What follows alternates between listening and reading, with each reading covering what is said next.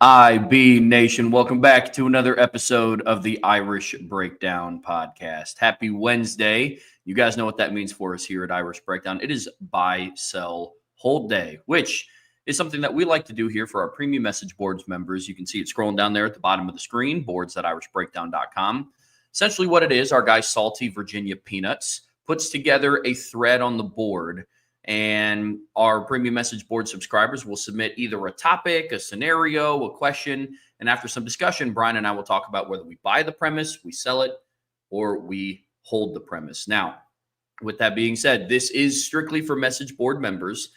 Brian puts together the cards before the show starts.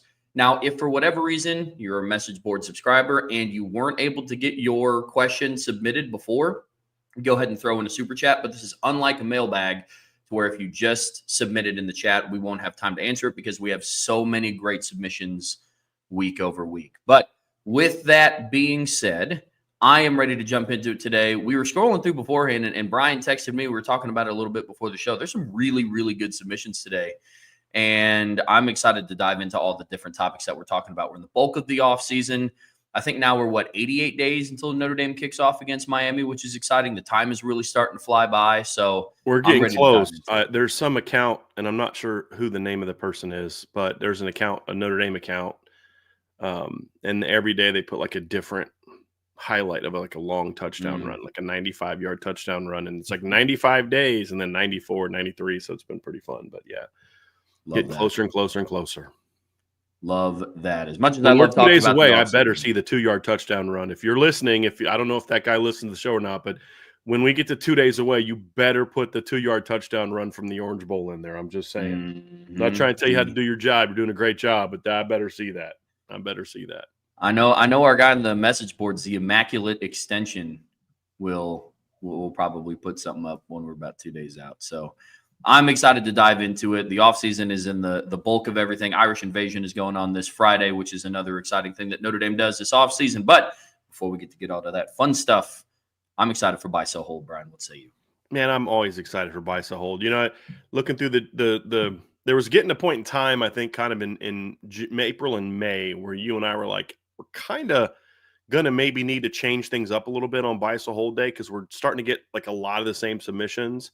Last week was really good, and then this week again, like a lot of great submissions, not a lot of retreads, really good stuff from you guys this week. So I'm like, okay, we'll go ahead and keep rolling for now. So it was really good. So I'm ready to definitely dive into a lot of these. There's no question about that, Trev. It's going to be a lot of fun. A lot of fun. Well, let's do it. Our guy Salty always gets us started. That's kind of the privilege he gets from putting this thread together for us. So to kick us off today, buy, sell, hold from Salty. The hiring of Pete Bravacqua, Mike Martin, and Lauren Landau provide Notre Dame with the NFL-level talent acquisition, training, and media experience that places them at the forefront of back-office leadership and capabilities as collegiate football increasingly moves towards an NFL model. I think that's very true. I don't know that Pete Bavacqua is someone who is an NFL-style guy because that's not really his background, but he is someone that comes from a very long line of, hey, I need to put a good TV product together and then negotiating deals for TV, which is a big part of ownership in the NFL and what they're looking for. So he certainly brings a lot of that to the table. Tons of great experience in there. And then obviously Lauren Landau came from the NFL. And why that matters, it's a different age group of athlete, but it's also one built on playing a much longer season and how to get the body prepared to play a longer season. And that's certainly part of it. And we saw, yes, there were some injuries last year, but this is also a team that was about as fresh as anybody else. So, I think Ohio State and Notre Dame's strength conditioning programs were outstanding because what did both of those teams do in the postseason? They were really good in the fourth quarter, putting teams away for Ohio State, or in Notre Dame's case, battling back in the second half of games and also putting their first two opponents away. So I think that's certainly something that you look at and say, that's a mark of a good strength coach. Now we just got to see if some of those injuries can get worked out. And that was something that Marcus Freeman talked about in our press conference that we didn't really get into. Is one of the questions was about Lauren Landau. And he talked about how a lot of the injuries that they had last year, very few of them were from practice. And if you go back to past years, a lot of injuries were from practice. And I think other than the Charles Jagasaw one, like there was a lot in the preseason, Kahanu Kia was a preseason injury, but like Jabron Payne happened in a game. It was the blue gold game, but it was still a game setting. And you look at Charles Jagasaw was in practice, but after that, I mean, they didn't have a lot of major injuries in practice. A lot of the injuries happened in games. Craig was in a game, Strouth was in a game, Boubacar, Patelho, Morrison, those were all game situations. Riley Mills, game situation. Howard Cross was a game situation. So Kingston was a game situation. There were not a lot of practices, despite the fact, as Marcus Freeman stated, they practiced more last season than they did the year before. Not so much like because they played longer weeks, but like within the regular time frame, they practice more on a weekly basis. So I thought that was very, very interesting and fascinating to point out. But I think there's a lot to that. I buy this entire premise. I think it's smart. Yeah, I'm with you. That's a really good observation, Salty. I think if we're going to fast forward down the line, 3 to 5 years, I think we're going to look back and talk about the Mike Martin and the Lauren Landau hires being super impactful to Notre Dame's success. We were under the impression that Notre Dame is going to go on a run based on where the program is at, based on the talent that they're bringing in, the talent that they're retaining. Brian, you brought it up earlier this week about how, look, Mike Martin might not be at the forefront of recruiting right now just because he's so new, but he absolutely had a hand in retaining some of the guys that were questioning the transfer portal. And I think the role for him in recruiting is intentional. Yeah. I don't think that they hired him with the intention of him becoming what Chad Bowden was at Notre Dame. Not better, not worse. It's just when Chad Bowden was doing what he was doing at Notre Dame, the landscape was completely different than what it is when Mike Martin steps in, to where you need a second position, in my opinion, of leadership at a place like Notre Dame, where one guy kind of makes sure everybody's working on the same page, and then let the recruiting guys be the recruiting guys. I think that's a big part of this, Trevor, in when looking at what the GM needs to do now. I think it's not true for every school. The James Blanchard model would have worked fine at Notre Dame as well. I think that would have worked. It worked with Chad to a degree. I don't know that Chad was as effective at sort of the money part of it, the managing the entire roster part of it beyond recruiting, because that was new for him. I think Mike Martin brings a different aspect to it, as well as having a scouting background. So it's not like Mike Martin adds no value from an evaluation standpoint. It's just that you want him to kind of have a different role as the GM, as opposed to being that grinder, everyday recruiting guy that's got to call parents and players every day, all day, the way that Chad Bowden did. And I just think this allows there to be more structure and uniformity in making sure that everyone's on the same page, because that wasn't always the case last year. Sure. It wasn't. Sure. And Marcus Freeman has made has made some comments about how the way that they've structured things, it's more of a team effort now, as opposed to one person having prime control over who they will or won't take as a recruit. Sure. These two moves, to me, it's very proactive. It's Notre Dame continuing to get in front of the changing landscape that is college football. They made the expansion to the 12-team playoff, which meant more games. Before that season even kicked off, they went and hired Lauren Landau for strength and conditioning, somebody who had experience prepping players and teams to play 16, 17, 18, 19 game-long seasons. Love that move. And now with the NIL and transfer portal the way that it is, they go and get somebody with NFL experience in roster management and retention, and I think those are huge moves. So yeah, I buy this premise in its entirety. Trev, we got one more from Salty, and then there's a super chat that I want to get to. If somebody who's trying to start some trouble, you'll see when I bring it up. You got it. Buy, sell, hold from Salty, especially with his late career roles and hiring Pete Bavacqua as his successor, designing a college football playoff structure that benefits Notre Dame, structuring a competitive NIL program, and enabling the hiring and retention of elite coaches. Jack Swarbrick will be increasingly regarded as Notre Dame's most consequential athletic director to date. Trevor, I buy that. There are certainly things about what Jack Swarbrick did at Notre Dame I was not a fan of.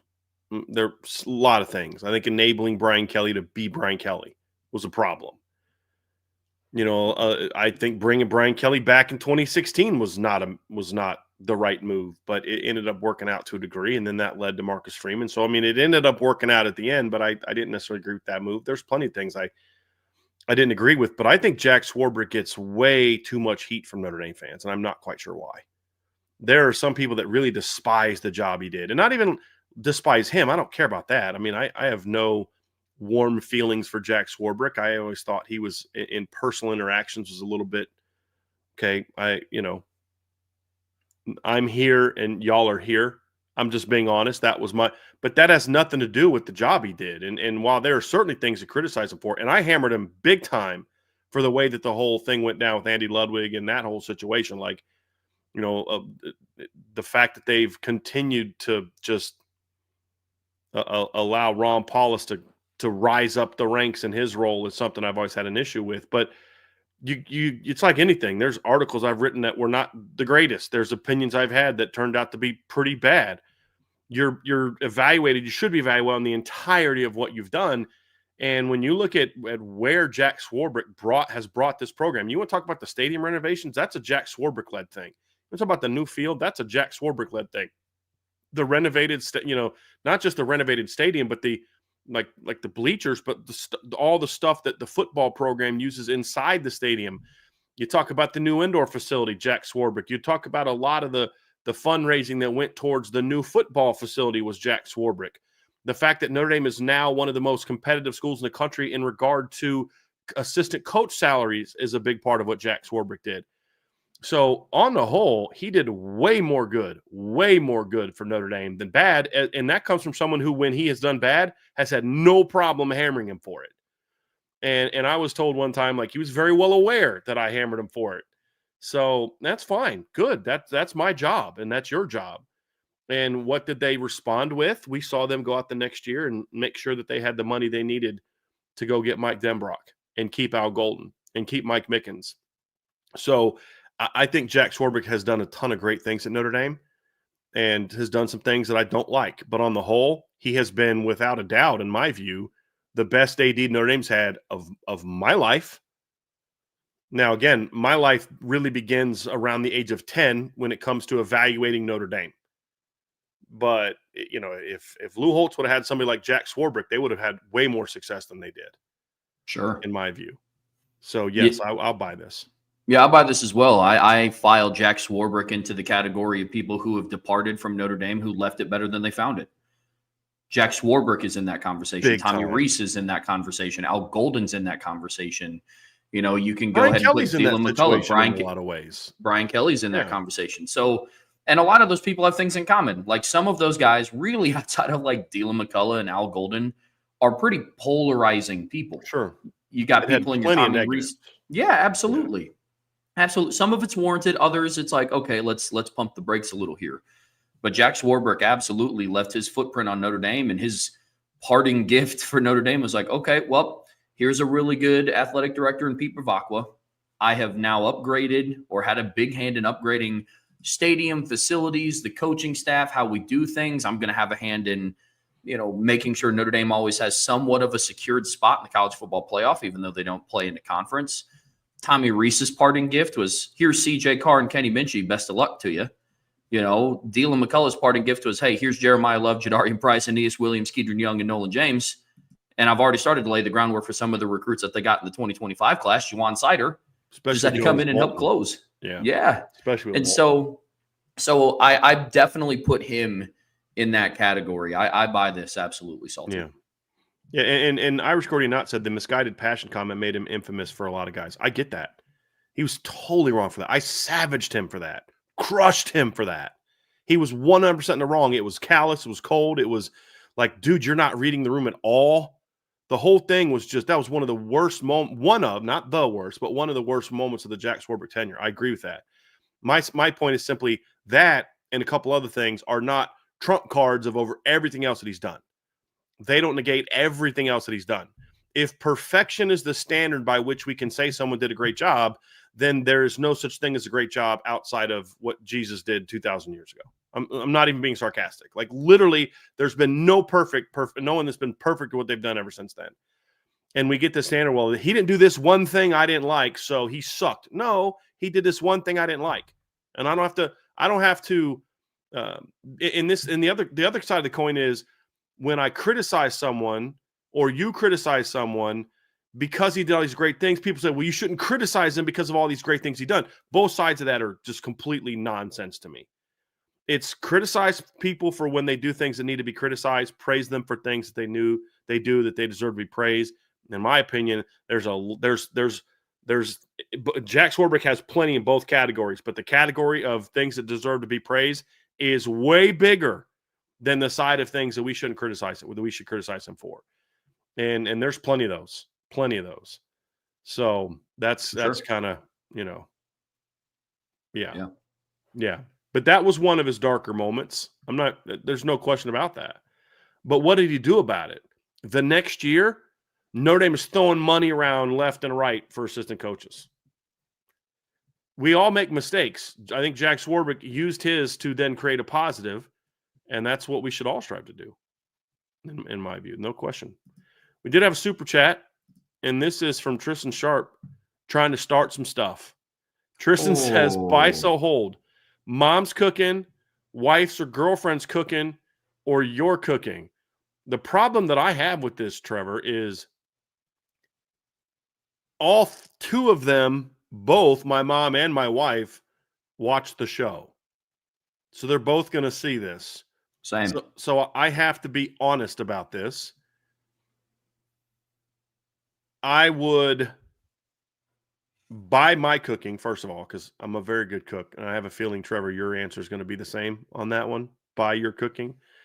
I'm going to hold my wife's cooking, and I'm going to sell my mom's cooking. And here's why I'm going to sell my mom's cooking. Because my mom lives 800 miles away. And she doesn't get to cook for me very often. So if I can't do mine, my only other option is my wife's. Now, when my mom's in town,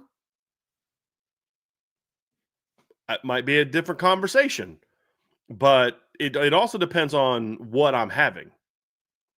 So if I'm having something Italian related, I'm going to have my Italian wife cook it.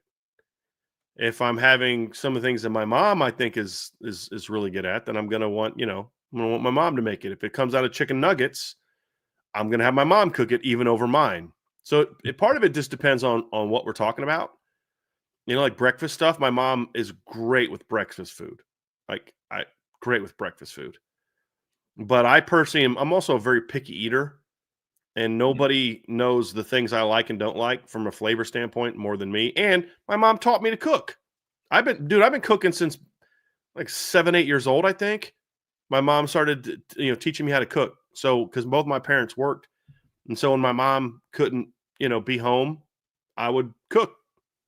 Because my dad can't. So, or chose not to. It's probably a better answer. Chose not to learn. So that's part of the reason too, is I learned from my mom and my grandmother, but then of course I tailor it to my own likes and dislikes. And now it's cool when my mom will make a recipe at home that's mine, that I'll tell her to make something and she'll do it. It's like, okay, I've arrived. That's cool. When my mom's doing one of my things or one of my techniques. Yeah. I'm going to buy my mom's cooking when I'm up in Elkhart. I'm going to buy my wife's cooking when she wants to cook dinner, and I'm going to buy my cooking when I cook. You wussy. But you haven't been long enough. You haven't been married long enough to be able to be able to give any other answer. True. Yeah, Lauren and I, we've been together for like 8 years, 7-8 years. But you've only been married for less than a year. Mm-hmm. So I've been married 17 years. So I'm in a position now where I can say something like that, and it's all good.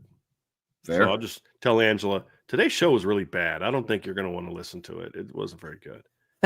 Trev was off today. Some of the submissions weren't that great. We had some technical issues. I wouldn't worry about it. Or maybe don't start until it got better around the 20-minute mark. So maybe just fast forward to the 20-minute mark. At 20 minutes, we took off. It was great after that. At the beginning was really rough. You don't want to watch any of that. I'll say the same to my mom. Don't watch the first 20 minutes of the show. That was terrible. You won't like it. Buy, sell, hold from Aiden Benami. The top 16 teams should get in the playoffs. Simple as that. I sell that, but I think you're mostly right. I do believe that there should be a reward for winning your conference. And I leave enough potential for human error in regard to how certain conferences are evaluated to say that the fourth conference champion there could be a year where the conference champion from the Big 12 or the ACC may not be in the top 16, but still deserves in there to be in there. I do think that I don't love the idea of a group of 5 champion getting in if they're not ranked. I don't like that, but I would, for the most part, I'm okay with that. I just think there should be some reward for the regular season. I do. I prefer automatic bids for them as opposed to a seating benefit. When you talk seating benefit, you're talking like automatic buys. Yeah, or in a 16-team playoff, they're 1, 2, 3, and 4. I got you. Yeah. I don't believe in that. If you're the 12th best team and we're guaranteeing that you're in, or you're the 17th team, so an automatic bid means you're in. You don't have to think about when you go into selection Saturday. You don't have to worry about where you're ranked. You have to worry about whether you're in or not. You don't have to worry about whether you're in or not. You just have to worry about where you're ranked. Where some teams are like, I'm not sure if I'm getting in or not. So those 4 conference champions should know, hey, we're in. And they can celebrate after the championship game. Hey, we're playoff bound and be all excited about it, and then we'll figure out who we play, which is a lot like the NCAA tournament in basketball. Mm. You win your conference, you know you're in. You don't know where you're going to be seated, but you know you're in. And I think that's the bigger question. Which I've been thinking about this, Trev, and I want to have a conversation about this one of these days.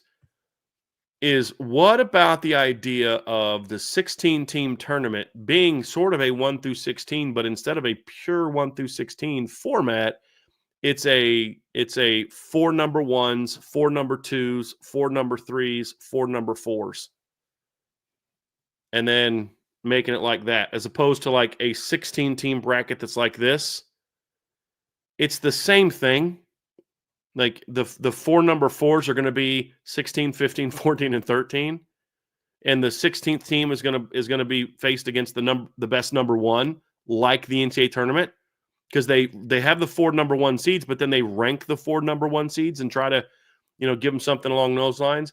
I've thought about that, and like, what would that look like? And I just think it would kind of make for a different.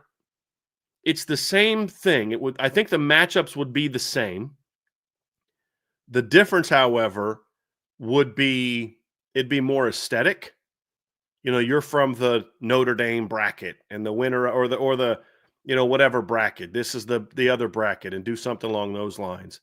I think that would be interesting. And I've thought in the past about, well, if you went to a 16-team bracket, could you do sort of like a Southeastern bracket, a Northern bracket, a Southwestern bracket, and a Western bracket or something like, and I was like, no, now you're getting into, it's hard to do that if you're going to have the 6, to do that, you can't have the 16 best teams. You have to kind of make it more regional. Yeah. I think that was stupid, but just trying to think through different ways that you can market it to make it more almost like kind of aesthetic looking almost, as opposed to a real basis for it. But like, hey, you want to get one of the number 1 seeds, and you're the number 2 seed or something like that. Just be curious about how that would go. Be something to discuss one of these days. Something I've thought about. Yeah, that's not bad. Split it up, and I don't mind that at all. I can definitely get what you mean about the more aesthetic part. Yeah, as far as this goes, there would have to be some sort of caveat in there for the conference championship winners. I do think if you are a conference championship winner, this is just me personally, and you don't rank inside of like the top 20, I think that'd be tough to see. Like, for example, like what was Iowa State ranked last year? Were they they were in the 20s, weren't they, in the Big 12 championship? They're like 23rd, 24th, maybe. Iowa State when they played Arizona State. Where they were ranked in the top 20. They were in the top 20? Yeah, but I believe they had just creeped up into the top 20, but I believe they were like at the bottom of it. Let me just go look at that real quick. Okay. But yeah, they were lower. They would have jumped up, obviously, if they would have beaten them. They were 16th. Okay. Is where they were. Okay, but they had jumped up 2 spots from that. And then the week before that, so they were 16th, and then the second to last week they were 18th. But then at 8-2, going in, they were I think they were going to go play Utah, but when they were 8-2, they were 22nd. So, like, prior to the last 2 games of the regular season, they were 22nd. So, like, they did make a quick jump up to 2016. So, after they beat Cincinnati, they were 22nd. They beat Utah by 3. Somehow that resulted in them going up 2 spots. And then beat Kansas State by 2, and then that got them to go up 2 spots, and then that's where they finished. But yeah, they made a very quick ascent. But going into championship weekend, they were 16th. Okay, that's not that bad then. I remember them being ranked outside of the top 20. I just couldn't remember when. Yeah. I do think that if you are a conference championship winner, I think one of the qualifiers should be you need to be ranked inside of the top 20 to get an automatic bid into the playoffs. Because if you're outside of the top 20 and you win your conference, that tells me one of two things. One, I don't know if you have the overall resume to make the playoffs, and you're just banking on the only qualifiers like we won the conference. Or two, it was a weak year for the conference. Or in the case of the Big 12, it's so hard to read it because there's a chance that every year your teams could be exactly why. Because what if you don't have a great resume because your conference is so deep? And if the SEC beats each other up, you're going to still have 3 lost teams in the top 15. Sure. But if the Big 12 beats each other up or the ACC beats each other up, then their conference champions won't be in the top in a lot of cases, 15 or 16. And we know that because look at last year. I mean, look at a team like, Missouri, who was not very good, being, at number 19, yet Syracuse, who was 9-3 and had some very good wins, is sitting there at 22. Duke at 9-3 is out of the top 25. So I think that the reason that I'm sympathetic to what you're saying, and I've said that about the group of 5 to a degree, but my concern would be, what if we're in a situation where it's a league that doesn't get the same? Because, like, let's be honest, if we're talking about teams like that, we're not talking about the Big Ten champ or the SEC champ. 100%. And I don't know that there's ever been a situation where that's been true. We're talking about the Big 12 and the ACC. Mm-hmm. That's what we're talking about. And I think we've seen enough bias towards their teams to know that they need some level of protection for their champ. Sure. Need some level of protection. That's where I come from. But that's I would say maybe if they got to be top 25. But then there comes into some finagling of, well, what if the committee knows that and they just refuse to move a team up? Yeah. Because they don't want that team in. They want, the 5th SEC team in or something like that. The 5th Big Ten team, the 4th ACC or whatever, or Notre Dame. Sure. You need some level of protection. But it's such a rare instance where that would even be true for one of the Power 4 champions. I still wish they would do an 8-team group of 5 play. I think that an 8-team group of 5 playoff would be way better for those schools than what we see now. They might get a little bit more money this way, but it's going to be better. I mean, Boise's going to get a lot more out of winning 3 games and winning a group of 5 championship than they are getting smacked by Penn State in their first game. 100%. I'm with you. Buy, sell, hold.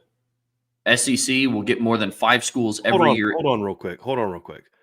Aiden Benami says, so we aren't doing best 16 because of ACC and Big 12. Brutal. Really bad take, Aiden. Really bad take. What I'm saying is we have to be willing to say that there are biases that exist towards certain leagues and that those leagues are more susceptible to having their champions punished because of that bias. We see it all the time. The FPI comes out and has Notre Dame behind Miami. Why? Because of biases towards certain players or teams or things along those lines.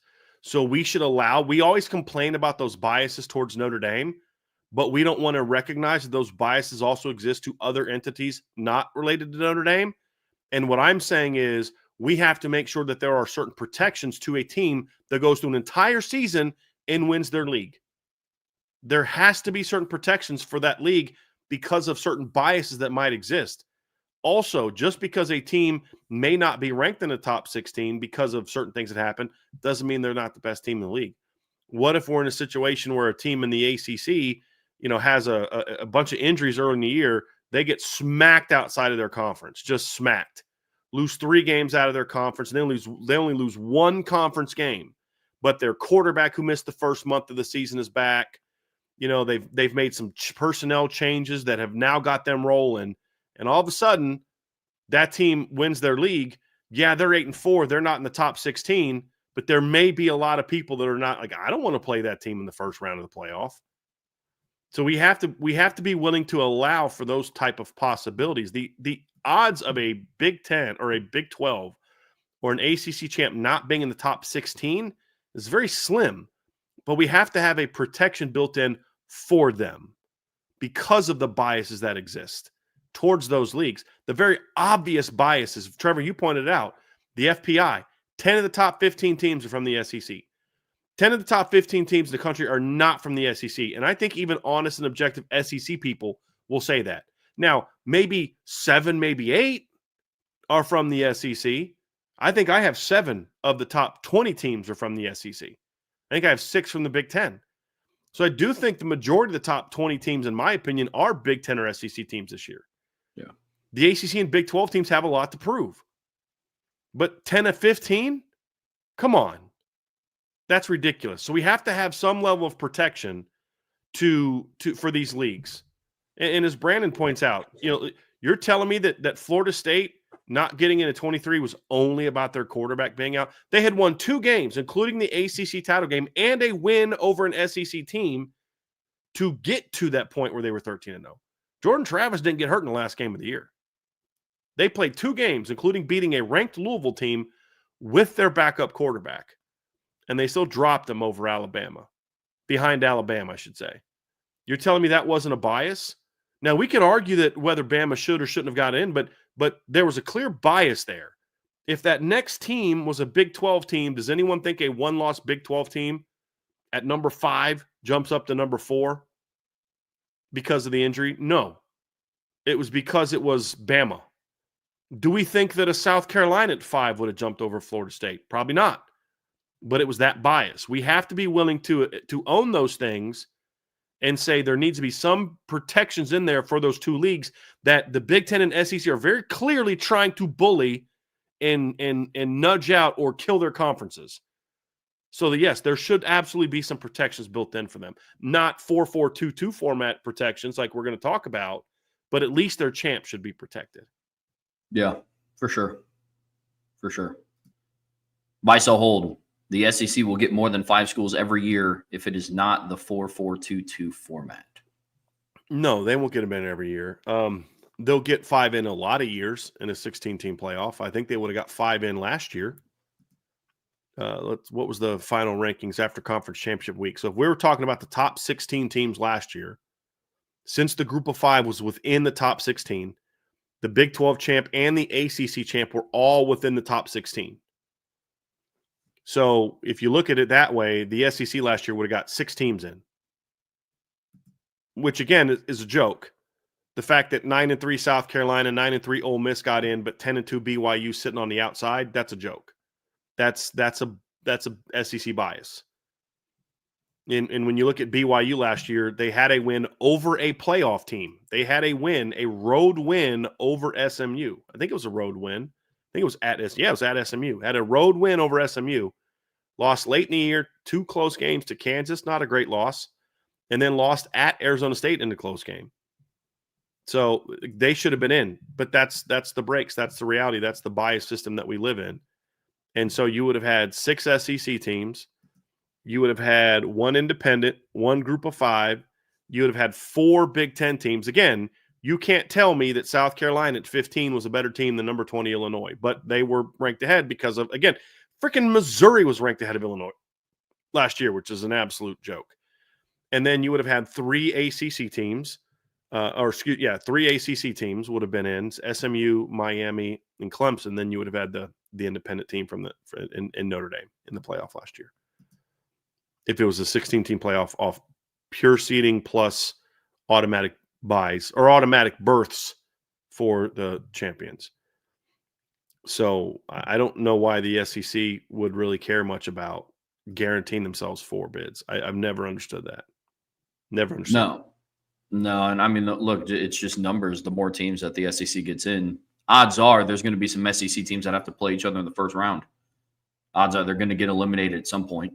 So, yeah, in 2023, they would have gotten 7 teams in, which is crazy. I just went back and looked.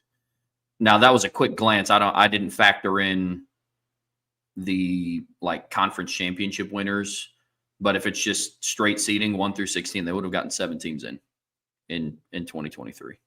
The SEC? Mm-hmm. Yeah. Yeah. I also counted Oklahoma as an SEC team. Sure. Just to keep it par for the course. But yep. So the group of 5 team the year before would have been from outside. So Notre Dame in 23 would have got bumped out for Liberty, which I'm okay with. Notre Dame didn't belong in the playoffs last year. But you look at some of those rankings of teams that were in there, you also can't convince me that Arizona was a better team than Notre Dame last year at 9-3 either. Mm-hmm. But Louisville was at 15, right ahead of Notre Dame. They absolutely belonged in over Notre Dame. They played for the ACC championship. They were 10-2 in the regular season, and they smacked Notre Dame in a head-to-head at their place. Yep. But yeah, so it would have been – so in that instance, if we look at SEC for who they are now, you'd had Texas, Bama, Georgia, Missouri, Ole Miss, Oklahoma, LSU, 7. Big Ten would have had Michigan. Again, if we're just assuming that they all would have had the same exact results, Michigan, Washington, Ohio State, Oregon, Penn State. So 11 of the 16 would have been SEC or Big Ten. And then the ACC would have had Miami and Louisville. And the Big 12 would have had Arizona. Now, we don't know that Arizona, what could have happened, Trev, is let's say Arizona plays somebody, gets beat, and then there's still a chance that Arizona stays in. And then let's say Oklahoma State finishes ahead of them. Because if you take Texas out, because Texas won the Big 12, if you take Texas out of the Big 12 and you say they're an SEC team, then it would have been, I think, Arizona and Oklahoma State in that title game. Let's say Oklahoma State wins. That maybe bumps Louisville out. But just kind of looking at it from a straight seeding standpoint, taking that top Big 12 team, not assuming some sort of upset in the Big 12 title game or something like that, that's what it would look like. And Iowa going into championship weekend was ranked 16th before they lost 26-0 to Michigan in the Big Ten championship. So they dropped out of the top 16. And they would have dropped out anyway, even if they stayed ahead of Notre Dame, because they dropped 1 spot behind Notre Dame. They both would have got bumped out anyway. Because of the G5. Yeah, that's a good point. Miso Hold from Idem Benami. Notre Dame is independent, but at the same time, they're a multi-conference team. Notre Dame plays all Power 4 conferences. We just don't have a conference logo, which makes people upset. I can see where people would have an issue if Notre Dame didn't play Power 4 teams. I buy that people are upset that Notre Dame's not in the league. I don't buy Notre Dame being a multi-conference team. There's really only one league that Notre Dame has any strong affiliation with, and that's the ACC. Yes, they play teams from all the leagues, but not enough to where I would say, because that's no different than saying Ohio State's a multi-conference team because they play this year an SEC team and a MAC team. And, I mean, everybody plays multiple conferences. So, because who else does Ohio State play? They always play a MAC team. But who else does Ohio State play? They play Texas in the opener. Then they play Grambling State and then Ohio. So, that doesn't make them a MAC team any more than, or a multi-conference team any more than Texas is for playing a Big Ten team to start with. Or a better example actually would be taking a team like Georgia last year, looking at Georgia's 24 schedule and saying like, okay, they're a quasi ACC team because they played 2 ACC games last year. They played Clemson and Georgia Tech. Or looking at a team like, like Florida State and saying, hey, Florida State's a multi-team league because they played 2 SEC teams in 2023, playing LSU and then Florida. To me, it doesn't quite work like that. But I understand the point you're making. It's all about the independence. It's not about, Notre Dame actually is this, or this. If we're talking football.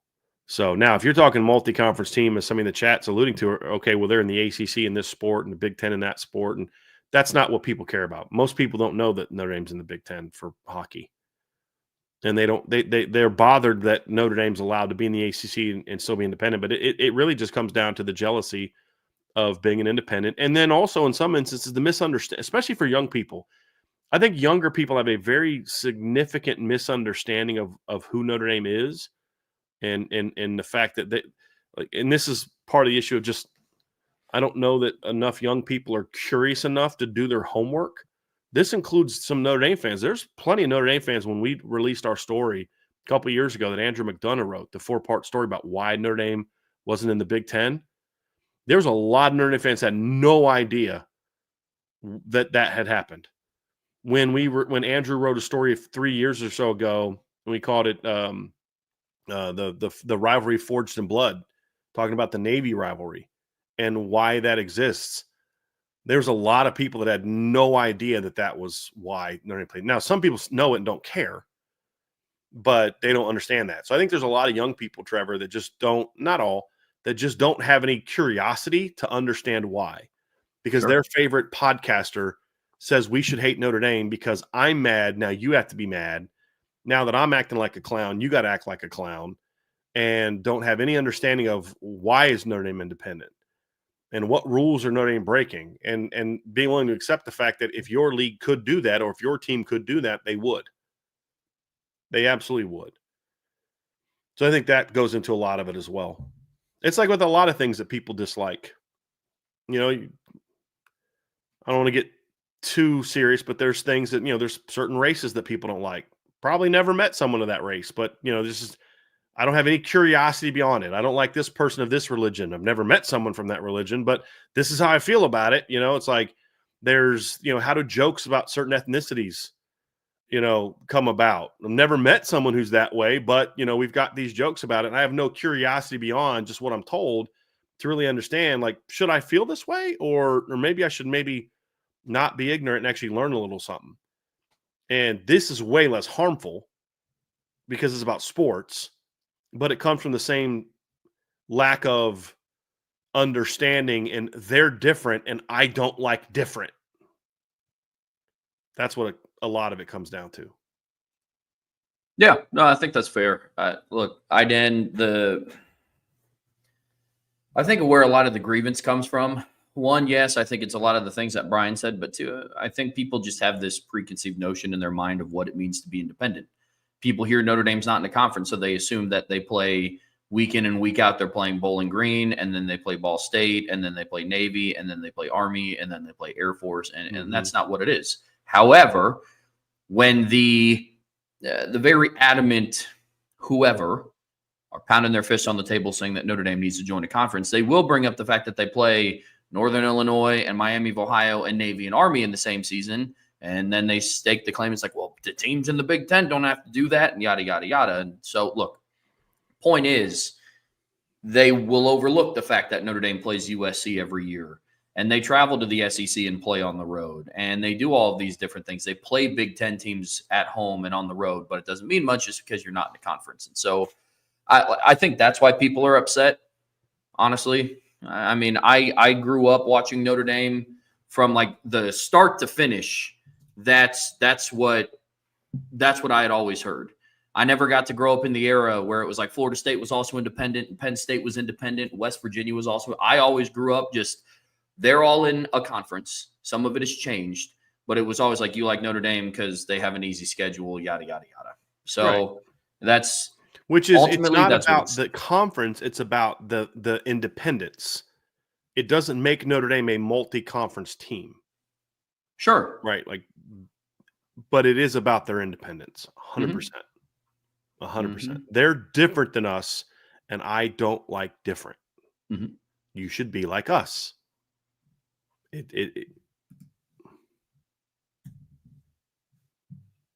Buy, sell, hold from D-Luz J01.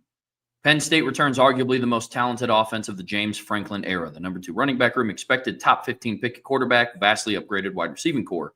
To go with an expected top 5 defense led by one of the best offseason hires in the country. So this was kind of a two-part thing, but I wanted to make it two. I don't agree, and Bill kind of hinted about this yesterday. I don't necessarily agree that we should just think that Penn State's going to have this loaded offense this year. I think it's going to come down to how quickly. It's one thing to add a receiver or two to a unit that exists. It's another thing to completely remake your room. Like you look at where they were in the Big Ten title game. Not one single pass catcher started in those games that will be playing for Penn State when they kick the season off this year. But arguably the most talented, no. Are they top 5 most talent?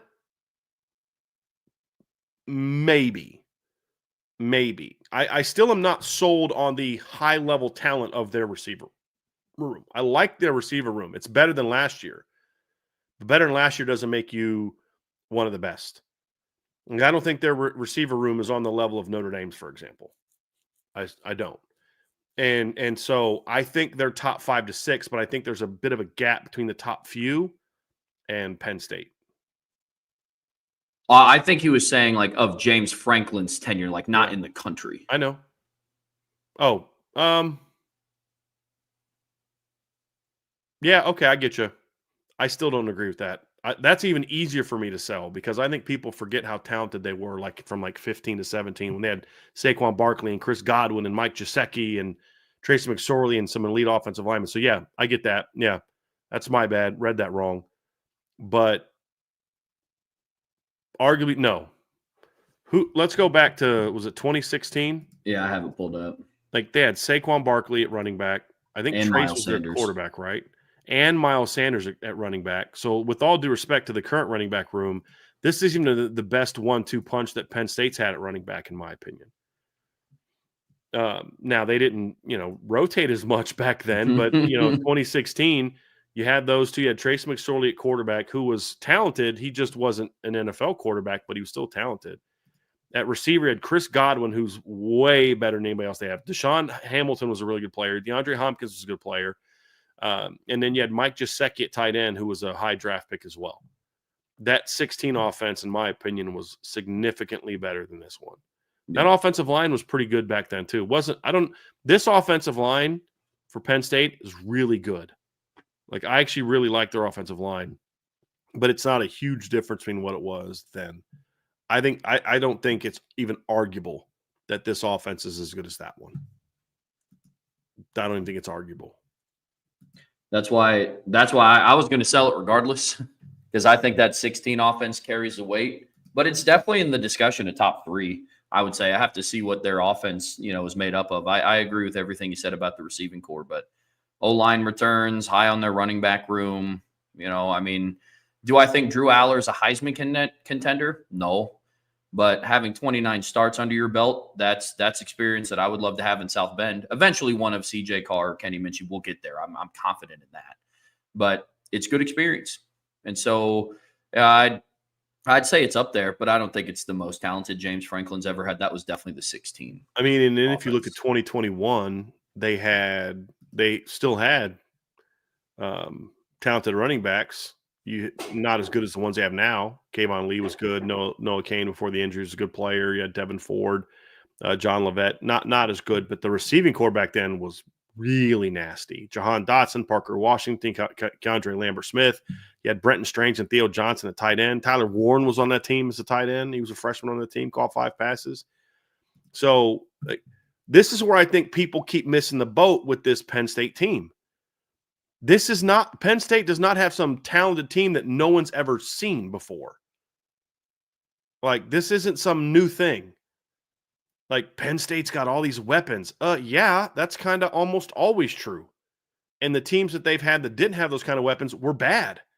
20 and 21. Those are not very good teams. So they've had talent for a while. The thing that made last year's team different was the coordinator hires. That's what made it different. They're not where they are because the talent has been upgraded.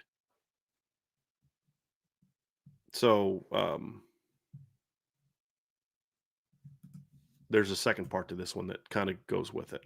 Oh, I got you.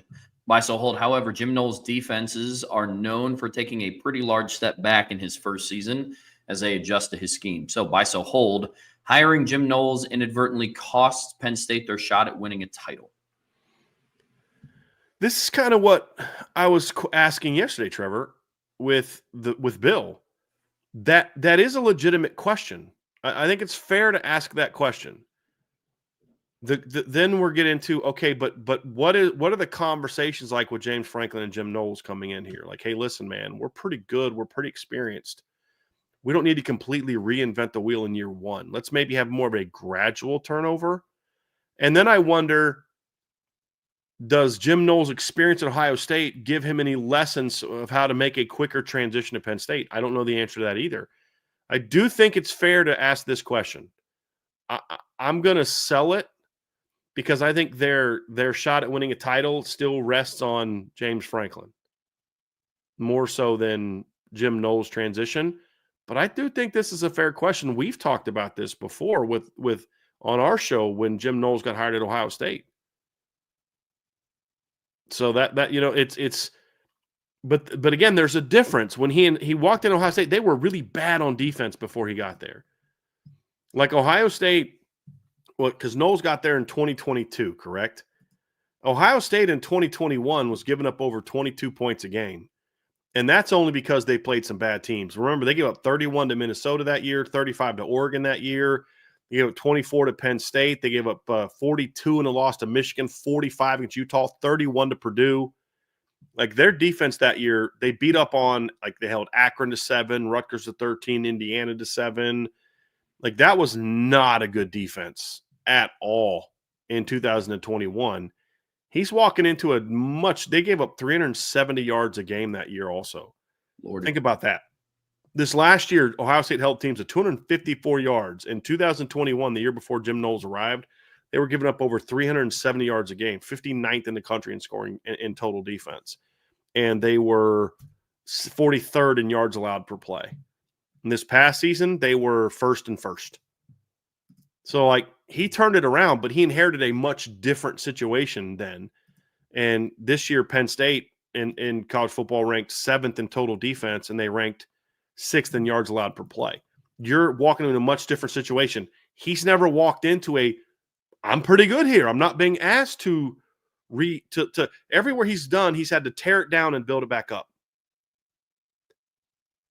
I've never seen him walk into a situation like this, but I also have to think that Jim Knowles didn't get to where he got to without being a pretty smart guy and knowing this situation's different, knowing he's not being asked to tear it down and build it back up. I have to think there's a plan in place to say, hey, we're going to keep this thing rolling, because you could then raise the same question about Chris Ash.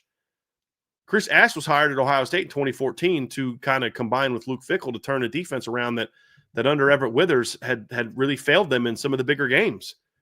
And now overall, Ohio State's defense had some good numbers in 2013. But part of the reason that Everett Withers got let go is because of how they performed in, and like I said, the bigger games. And you look at the Clemson game and the Orange Bowl, they gave up 40 points then. They gave up 34 points to Michigan State in the Big Ten title game. They beat Michigan that year, but beat them 42-31, gave up 35 points to Illinois, gave up 30 points to Northwestern, 34 points to Cal, 24 points in a win over Wisconsin, gave up 20 points to Buffalo. Like that was a bad defense. And so, that's what Chris Ash was kind of walking into 2014, and they struggled a little bit early. So Chris Ash taking over Arkansas, bad situation he was tasked to fix. He only had 1 year there. Same with Texas in 2020. Does Chris Ash know how to walk into a situation and say, you got a pretty good deal, don't screw it up? So that you have to think that these guys didn't get where they got to without having the ability to say, hey, I'm a pretty smart guy. I don't have to do it the same way I did there. But that's an assumption, Trev. We don't know that with either one of those guys. So I think it's fair to bring that up, just like it's fair to say, Chris Ash has to prove he can keep this defense rolling before I'm completely ready to buy into Notre Dame being a team that can win the title. It's totally fair. Totally fair. It just depends on how Jim Knowles looks at it. Because you also know, Trev, some coaches are that arrogant that they think, well, I'm going to do it my way. I don't care what they did before. I'm going to do it my way. And my way requires a period of learning where we're not going to be as good. Because I pointed out at Duke and Oklahoma State, his defenses in year one were actually worse than they were the defenses he took over in a lot of ways. And then year 2 and by year 3, they were rolling, but it took time. So I think that's a fair question to ask about Jim Knowles and Chris Ash to a degree, but even more so with Jim Knowles. So, but I still sell it because at the end of the day, it's still about James Franklin. That's where I'm at. If there's going to be a coach on that staff that costs them a shot at the title, I think it's James Franklin not kind of following what Ryan Day did and kind of hand the reins over to the coordinators a little bit more. I mean, Jim Knowles is the defensive coordinator that just won the national championship. I mean, there's a trend going on right now in the Big Ten where in back-to-back seasons, they've had teams similar to Penn State, what they did this year, convince older guys to forego the draft, to come back, make some additions in the portal. Michigan did that in 23. Ohio State did it in 24.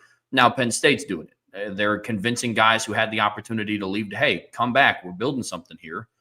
Now, I think that James Franklin would significantly benefit from kind of watching what Ryan Day did and kind of take a step back a little bit and let Chip Kelly and Jim Knowles do their thing.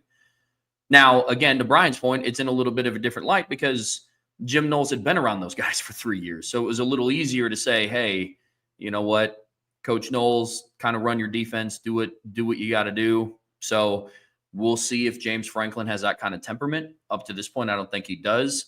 But at the end of the day, it just comes down to how you perform and how you handle business in big moments.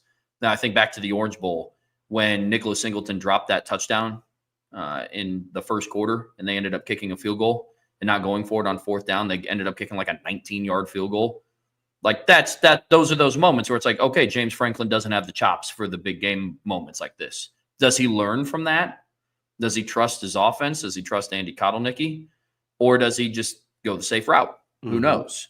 And so that's what I think it's going to come down to. I don't think it comes down to Jim Knowles, but it is a valid point. I don't want to say like, no, this is stupid. Why would you think that? It's very valid. Very valid. I just have to think guys like him are smart enough to know that I'm not walking in the same situation. I don't have to do what I did at those other places. Agreed. My task is different than it was there. Chris Ash is a smart enough guy to know that my task is different than what I was tasked to do at Texas and Arkansas and even Ohio State. It's a different task.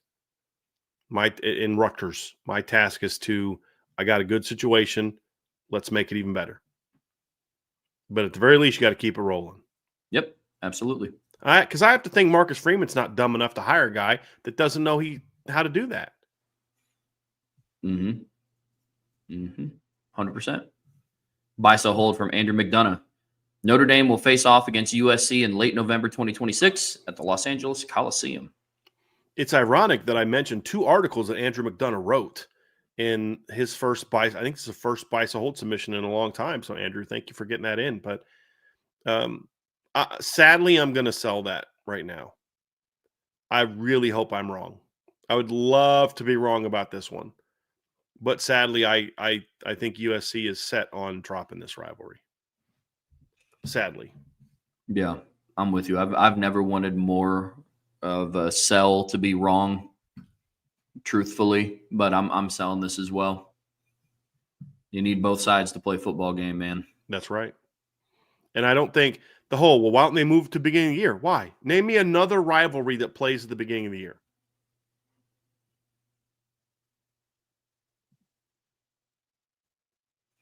None like this. There's some like secondary rivals that'll play early. None like this. None like this. Yep. It's sad. Buy, sell, hold from D-Troll Hunter. Mike Gundy is on the hot seat this year. Buy. Yeah, I buy that. I mean, he almost got fired last year. He's definitely on the hot seat. Yeah, it's his first losing season since 2005. He should not be on the hot seat, but he is. I think Mike Gundy's done enough over that period of time to say, hey, man, we're going to give him some time to turn this thing around. I mean, he was in the Fiesta Bowl not that long ago. They played for the Big 12 title 2 years ago in a year where they lost a ton of players. So like in the last 4 years, they've had a season of 12 wins and 10 wins at Oklahoma State. So I don't think he should be on the hot seat, but he definitely is on the hot seat. Yeah, I'm with you. Buy, sell, hold. Oklahoma State would be a football power in this era if T. Boone Pickens was still alive. He would have forced Mike Gundy to embrace the new era more. Football power, I'm going to sell. Would they be the class of the Big 12 if that were the case? Yes, I do.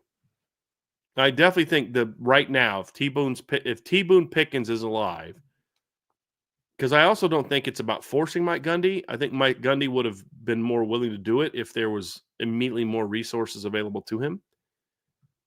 But yes, I will say that they would be the cream of the crop in the Big 12. If T. Boone Pickens was still around and throwing money around the way that's still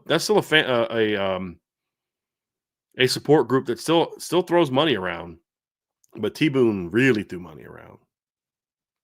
Yeah, fair enough. Andrew Gilmore said Gundy's like Gary Patterson. Those boosters don't give you a lifetime achievement award. I'm not asking for a lifetime achievement award. It's not. You're acting like Mike Gundy hasn't been good in 8 years. He's literally a year removed from being in the Big 12 title game and 3 years removed from being in the Fiesta Bowl and beating Notre Dame. It's about, you had one bad year. After 20 years, you don't have one bad year. Gary Patterson had several bad seasons before he got let go. So it's a very different situation. And let's also not forget that Gary Patterson was not an alum of that school who also was your quarterback during your last great era. But in Gary Patterson's last 4 years at TCU, they went 7-6, 5-7, 6-4, and they were 3-5 when he got fired. Very different situation from what Mike Gundy's done at Oklahoma State. Now, if they go 4-8 again this year, 5-7, then next year he should be on the hot seat. Agreed. That I agree. Because Andrew is right. There is no lifetime achievement award. But certain guys should get more grace than a normal coach because of what they've done over 20 years at a place. Agreed. Buy, sell, hold. Texas's lack of returning production is not being talked about enough as a concern. I think that's fair. Yeah, and this is kind of what I've been talking about the last few weeks, Trevor, is I think Texas is an outstanding football team. I think they're my number 4 team in the preseason. But this whole thought of number 1 and, they're definitely the top contenders to win a championship. And it's like, what exactly why are we assuming that Texas is going to be this loaded football team? And we're just assuming that Notre Dame and Ohio State are going to take these steps back. Well, but they lost this. I'm like, well, Texas lost their starting quarterback. They lost their best receiver. They lost, 4 starting offensive linemen from last year. They lost they lost their best corner, who was a first-round draft pick. They lost their best safety, who was a high draft pick. Like they return, some really good players, but they certainly lost some big-time production. Matter of fact, they lost their top 3 receivers from last year. Because you forget about Gunnar. I forget about Gunnar Helm, tight end. So I do think Texas they're not talking about the returning production. And the problem with that is you're now putting more pressure on Arch Manning by not being honest about where the roster is, that he does have a different receiving core. He will have a new look offensive line. He will like I would argue CJ Carr's walking into a better situation than Arch Manning as far as returning production. Offensive line wise, running back wise, tight end wise. Now they got some transfers in at tight end in those positions, but I think that needs to be discussed more. Not that Texas isn't really good in top 5 team, but hey, don't expect Arch Manning to look like a Heisman Trophy winner in the first 3-4 games, as they're getting used to a bunch of new players as well. That's more of where I come from. No, that's totally fair. I mean, the returning production conversation is so tough because a lot of the top tier team. I mean, if you're not named Jeremiah Smith, Ryan Williams, or Jeremiah Love, the question comes up around like, who do you have coming back on offense? Argument could be made that some of the most proven production lies outside of the top 10 in most people's rankings.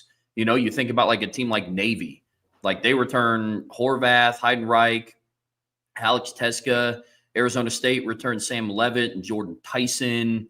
You think of all of these. SMU has Kevin Jennings coming back. They have a couple of receivers coming back, but a lot of the big name blue chip schools have a lot of holes. Oregon lost a lot on offense. Ohio State lost both of their 1,000-yard rushers and their starting quarterback. But like I said, if your name isn't Jeremiah Love, Jeremiah Smith, Ryan Williams, the question of returning production is going to come up. But I do agree with you, D-Troll.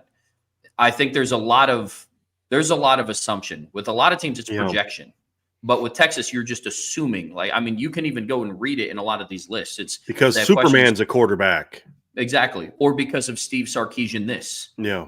It's a lot of if Sark can pull it together and shore up the offensive line and the defensive line and develop those young wide receivers, and Texas is going to be great. And it's and through all that, you're going to put them number one? Right. And they didn't even do that with the offensive line last year with all those returners. Mm-hmm. And here's my issue is what can happen is people start disliking Arch. When in reality, Arch is kind of not embraced a lot of the spotlight. He's tried to stay out of the spotlight. He doesn't do a lot of media. He doesn't do a lot of commercials. He's a pretty quiet kid. He doesn't go here. He doesn't do that. He's not forcing himself into the spotlight. Is he supposed to not go to a place like Texas because he's super talented? Is he supposed to change his last name because his name's man? This isn't about anything Arch has done except go play football. And Arch is a very good football player. He's a talented football player. I graded him as a top 50 recruit coming out of high school. I just think some of the, oh my gosh, he's the number one player. He's a Manning. He's this. It's like, guys, that's unfair. Let him have the chance to prove that before we just start thrusting just this Superman cape on him where he's going to overcome 4 new starters. If Notre Dame had the same losses on offense as what Texas had, Notre Dame's not sniffing the top 5 this year. Not sniffing it. No. And that's my whole thing is I think Arch is going to be a very good quarterback at Texas. Very good quarterback. It's just they're putting so much on him right away. It's like he's supposed to be better than Quinn Ewers day one, despite having a young, unproven receiving core, a unproven offensive line, a brand new tight end from a team that wasn't very good last year. And oh, by the way, we lost our entire defensive tackle depth chart, our first-round draft pick at corner, our stud safety, and we're just supposed to roll into Columbus and smack Ohio State around in game 1 because we've got Arch. That's my whole point. It's not that I don't think Arch can be really good. I do. It's that they're putting so much on him immediately that it's unfair to the kid. Trev, you've said it. It's almost impossible for him if they don't win the title and he doesn't throw for 4,000 yards and 40 touchdowns and either win the Heisman or be a finalist, he's a disappointment, which is nuts for a first-year starter. Unfortunately, Arch is just going to be the victim of kind of like the timing bug. You go back through and you think about it. Last year, the big-name quarterbacks going into the season were who? Shedeur Sanders didn't make the playoffs. Cam Ward didn't make the playoffs. Carson Beck. Georgia made the playoffs, but Carson Beck didn't play in the playoffs. Dylan Gabriel going to Oregon. They get bounced the first round in an emphatic fashion. So then you go back and think the Heisman Trophy race, top 2 candidates weren't quarterbacks. End of the day, as unfortunate as it is, it's a money thing. Quarterback sells, quarterbacks get clicks, and then you especially add one Manning. I was just about to say, you add the last name in there, and you add a program like Texas that has been back 6 times in the last decade. Right. Then of course it's just all the it's just a mix to set whoever was stepping into that limelight. It's rough. It's a rough spot to be in. But there's even a lot of hype around. CJ Carr hasn't even been officially named the starter at Notre Dame yet. And it's just the assumption that, they got CJ Carr, grandson of Lloyd Carr. Julian saying he's going to be throwing to Jeremiah Smith and Carnell Tate and Brandon Ennis. There's a lot of inference, but when your name is Arch Manning, yeah, you're going to get a lot of that hype. But I think some of it too has to do with the timing of all of this happening, unfortunately. By so hold, despite the strong finish to the season, Billy Napier is still on the hot seat and his job rests on the oft-injured arm of DJ Lagway. I think that's fair. Well, I'm curious your thought. I'll buy that because, yes, people are happy about the 8-5 season, but the 8-5 season and the win over, Ole Miss last year and beating Florida State and beating LSU down the stretch and all that. That's got people excited. Now they're a top 15 preseason team. That now all of a sudden it's like, hey man, we're expecting you to be big time this year, and. You look at the schedule, you start off with Long Island, you start off with USF, going to be tons of hype there. And then all of a sudden, Their next 4 games at LSU, at Miami, home against Texas, at Texas A&M. You got a nice little breather in between with a home game against Mississippi State in a bye week. And then guess what happens? You head to Jacksonville to play Georgia. And then if you somehow survive all that with only 2 losses, you finish your season at Kentucky, at Ole Miss, home against Tennessee, and home against Florida State. If they come out of the gate and they go 2-0, and then they get beat by LSU and Miami, and then Texas, and then A&M, and all of a sudden they're 2-4, he might be done, or he's at the very least back in the hot seat. That's the issue. I mean, yes, that schedule is a gauntlet, absolute gauntlet. If Florida can play some of these teams closer than what they did last year, I think that saves him from being in the hot seat, even if he repeats and goes 8-5. Because you go and you look at their losses from last year. They lost to Miami 41-17. They lost to Texas A&M 33-20. Their only close loss was to Tennessee on the road in overtime, which ended up being a really good game. But you lost to Georgia at home by 14 in a game that was closer than what the final score indicated. But at the end of the day, you lost by double digits. Then you get absolutely trounced by Texas on the road 49-17. So Florida literally either won or got blown out when the final score was all said and done. So I think if they're able to be more competitive, but big picture, yes, I will say and DJ Lagway will play a big part in them being competitive in those big games in another gauntlet schedule. So, and that's that's the part. I mean, yep. What of those games are they going to win? At LSU, at Miami, at A&M, and home against Texas. Which of those 4 games are they going to win? That's tough. Yeah. And they're putting a lot on DJ Lagway to do that. A true sophomore who threw 12 touchdowns and had 9 picks and got injured twice last year, and who missed spring ball. Yeah. I mean, you're on the road in back-to-back weeks at LSU and Miami. Then you got to bye. Then you host Texas, and then you're on the road again at Texas A&M. That's rough. Yeah, that's rough. Now, and right now, the University of Florida's got much bigger problems than Billy Napier. I mean, their board just voted down their new school president from Michigan. Now, I actually don't have a problem with that. I don't think he fits what Florida is about as an institution. So I thought that was a weird fit to begin with, but that's a black eye. And now you've still got to find a school president. And that's something you're going to need to do if you're going to try to make some of these decisions. So yes, there's a lot going on at Florida right now. Sure is. Baseball coach is a little bit under fire. That was nuts. Shout out to Coastal Carolina's coach, by the way. Yeah, that was wild. Yeah. SEC had 13 teams in the College World Series, and only 4 of them advanced. Well, Brian, look, man, you gotta expand the tournament. If Texas A&M and South Carolina would have made it in, it would have made all the difference. Come on, dude. Come on. Oh, yeah. Very true. Very true. Buy, sell, hold from D-Troll Hunter. Barring freak injuries, these teams will have a 1,000-yard receiver this year. We can go individually if you want. Yeah, we can do that.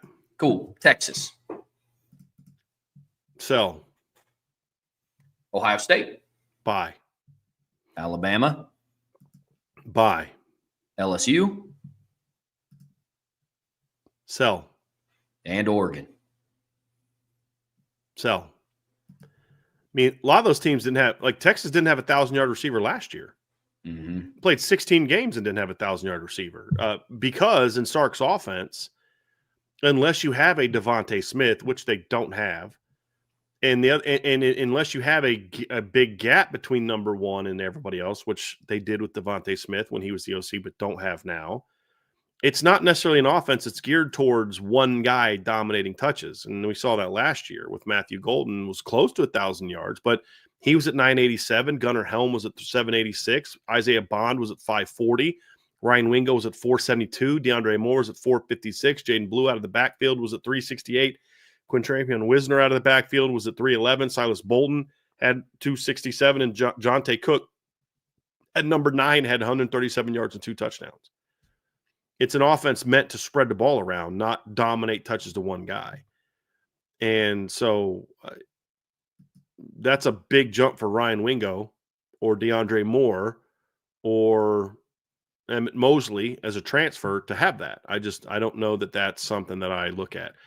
Oregon also last year had a quarterback that passed for over 3,800 yards in 14 games. They threw for 3,900 as a team. They didn't have a 1,000-yard receiver last year. They had 2 the year before with Bo Nix, but it's a little bit of a different offense. I don't expect them to look like that, but they didn't have 2 in 2022. So I think, again, last year, part of the reason why is we saw the ball spread around a lot more there. And I don't know that they have anyone that I view as right now as a take things over, you're the number one guy. LSU, same way. I think, again, a lot of it's going to be about spreading the ball around more. LSU did not have anyone at 900 yards last year, much less anybody at 1,000 yards last year. So they could. I mean, Aaron Anderson comes back. He was their number one receiver last year. They got Varian Brown and a couple other guys come in, but I don't know that it's a given that they're going to have a 1,000-yard guy. Because, again, last year you had one guy over 800, another guy over 800, another guy over 5, another guy over 4 guys over 2 for a team that threw the ball a lot, averaged 315 yards a game last year. The other thing, too, is I think LSU is going to try to have more balance this year. I think they've talked a lot about that, being able to run the football more effectively. And if they're able to run the ball more effectively, then that might take the yards down a little bit. Might make them a more effective offense, but might take the yards down a little bit. So, no, I don't think it. But again, and Andrew Gilmore just said it. You don't need a 1,000-yard receiver to be hugely impactful, and that's the thing is. This is the point. I don't know. I think if a lot of people, I guarantee a D. Troll Hunter knew this, but I think a lot of people would probably just assume that Texas had a 1,000-yard receiver and assume that Oregon had a 1,000-yard receiver last year and assume that LSU had a 1,000-yard receiver last year. They didn't. I don't think Jeremiah Smith was even at 1,000 yards at the end of the regular season. Mm-mm. So it's especially if you're a team that spreads the ball around. Yep. And I mean, we just named 5 pretty darn good passing offenses, and only 2 of them? Actually, only one of those teams last year had a 1,000-yard receiver. That was Ohio State. Bama did not have a 1,000-yard receiver last year. Ryan Williams was in the 800s. Mm-hmm. Yep. So I think of that group, at least 2 of them are this year. I think Ryan Williams goes for over 1,000 this year. He'll have a much better. If Ryan Williams was throwing the ball accurately last year, he would have been over 1,000 yards. Yeah. Yeah, there's a video that came out of him. It was I think it was against LSU, and it was a route where he was open at 3 different times in that route. Yeah. And Jalen Milroe just airmailed it into the sideline. Yeah, it was rough. And you can only imagine how many more times that happened throughout the season. I think with more of a pass-friendly quarterback under center, I definitely think he goes over 1,000 this year. Okay. And he's a year older. He's a year stronger. He's a year deeper into the system. Like, he'll be better also. So, Toonsis just said, but 800 in the SEC equals 1,600 everywhere else. Is fair. Very fair point. Yeah. Buy, sell, hold. Trey Wisner will not eclipse 1,000 yards rushing again this season for Texas. Along those lines, Wisner will not be Texas's leading rusher in 2025. So is he assuming it'll be C.J. Baxter, perhaps, coming off of an injury? Probably. Or Jarrett Gibson, maybe. I think it's possible that he's not their leading rusher, but I still, as of right now, I would still go with him. I think I wasn't super high on C.J. Baxter. I thought he was at a nice freshman year, but not like a great freshman year. I think it's going to be – I do agree. I buy that they won't have a 1,000-yard rusher, because I do think we're going to see 3 backs get the ball a little bit more this year. And also, the difference between this year and last year is they're going to have a quarterback that runs the ball more this year. So I would say that they will not have a 1,000-yard rusher this year. That doesn't mean they won't be able to run the football. I just think it's going to be spread around more, including some touches from the quarterback. I mean, you look at last year, Quinn Ewers finished the year with minus 82 rushing yards. Arch Manning, as a part-time player, rushed for 108 yards and 4 touchdowns. In his first start, he had minus 4 rushing yards. He only carried it 1 time, but in his next start against Mississippi State, which was a more competitive game, he had 6 carries for 33 yards and a touchdown. He had 3 for 53 against UTSA. One of them was a really long touchdown run. But yes, he'll run the ball for at least 300-400 yards, which is about 400 to 500 yards more than what the quarterback had last year. Yeah. So yeah, I think that'll factor into it as well. Yeah, I'll buy that he won't eclipse 1,000 yards, but I sell that he won't be their leading rusher. Yeah, I won't be shocked by it, but I'm selling it as well. Mm-hmm. I could see it and I think I could see it being Jarrett Gibson. I think he's a good football player, but I still think Wisner's their best running back. Yep. Buy, sell, hold. The end of the season, SEC leading rusher will be one of Texas A&M's backs, barring injury. I mean, let's look at the rushing because that's not super far off from where it would have been last year if he didn't get hurt. So last year, let's see here, what total yards? Le'Veon Moss had 765 yards last year in 9 games. He averaged 6.3 yards per carry. If he plays, let's see, where was Le'Veon? Did he get hurt in a game? So let me just look at his number. So if you take out the last game where he had 2 carries for 8 yards before he got hurt. So basically he had 757 yards in 8 games. If you multiply that times 13 games, he has 1,230 yards last year. That finishes what? Second in the league behind Dylan Sampson. Now, I could see him being number 1 this year because Dylan Sampson's gone, Jarquez Hunter's gone, and there was only one other running back over 1,000 yards besides those 2 guys, and that was Wisner because there's just a lot more teams that throw the ball around now. So I could see that. I could certainly see that. I think they're going to be a team that likes to throw the football. The year before, they had 5,000-yard rushers, but only one of them, Cody Schrader, was over 1,200 yards. Judkins was number 2 at 11:58, and the next guy on the list was Jaden Daniels at 11:34, quarterback. So certainly possible. Certainly possible. Tennessee will try to run the ball again a lot this year. So I could see that. I don't think a Georgia back will be in the conversation. Perhaps if LSU can get their offensive line going, Caden Durham could have a really good year. I think the thing that could hurt Le'Veon Moss from being that guy is the fact that they have a really deep backfield. That could hurt him from being the leading rusher. But I think it's certainly possible. I think he's just going to be as long as he's healthy again, I think he's going to be just an absolute horse for them this year. He was starting to get real hot when he got hurt last year, Trev. Like he was really, really taken off when he got. I think I keep saying Le'Veon Bell, but I mean Le'Veon Moss. He was playing at a very high level before he got injured. So yeah, he was putting in work before he got hurt. That's going to be a fun backfield to watch, him and Amari Daniels this upcoming season. Yeah. But yeah, I would buy that. I think it's going to be Le'Veon Moss. Yeah, I do, because I don't know of who else it would be like close to. Like the SEC has good running backs coming back, and new guys coming in. Yeah. Yep. Five Adam, I think Five Adam. You're a Bama fan, right? I think he's a Bama fan, but he has Nate Frazier from Georgia. The only reason I push back on that, I think Nick Frazier is very talented. Georgia wasn't very good running the football last year. And like matter of fact, they were pretty terrible running the football last year. And they weren't that much better the year before. I mean, they were like 191, but again, they played a really weak schedule. And when they finally played a team that was good, they got absolutely dominated. So I think they have not been a team that's been a great rushing team since Munkin left. I don't think they are. And I think their offensive line's a bit of a mess. If that gets figured out, then would I be shocked if Nate Frazier goes for over 1,000? Not at all. Yeah. Because this being a 1,000-yard rusher and leading the SEC in rushing isn't always about it's not always about are you that good? It's about what's blocking for you and do you have protection in a lot of different ways. So that's the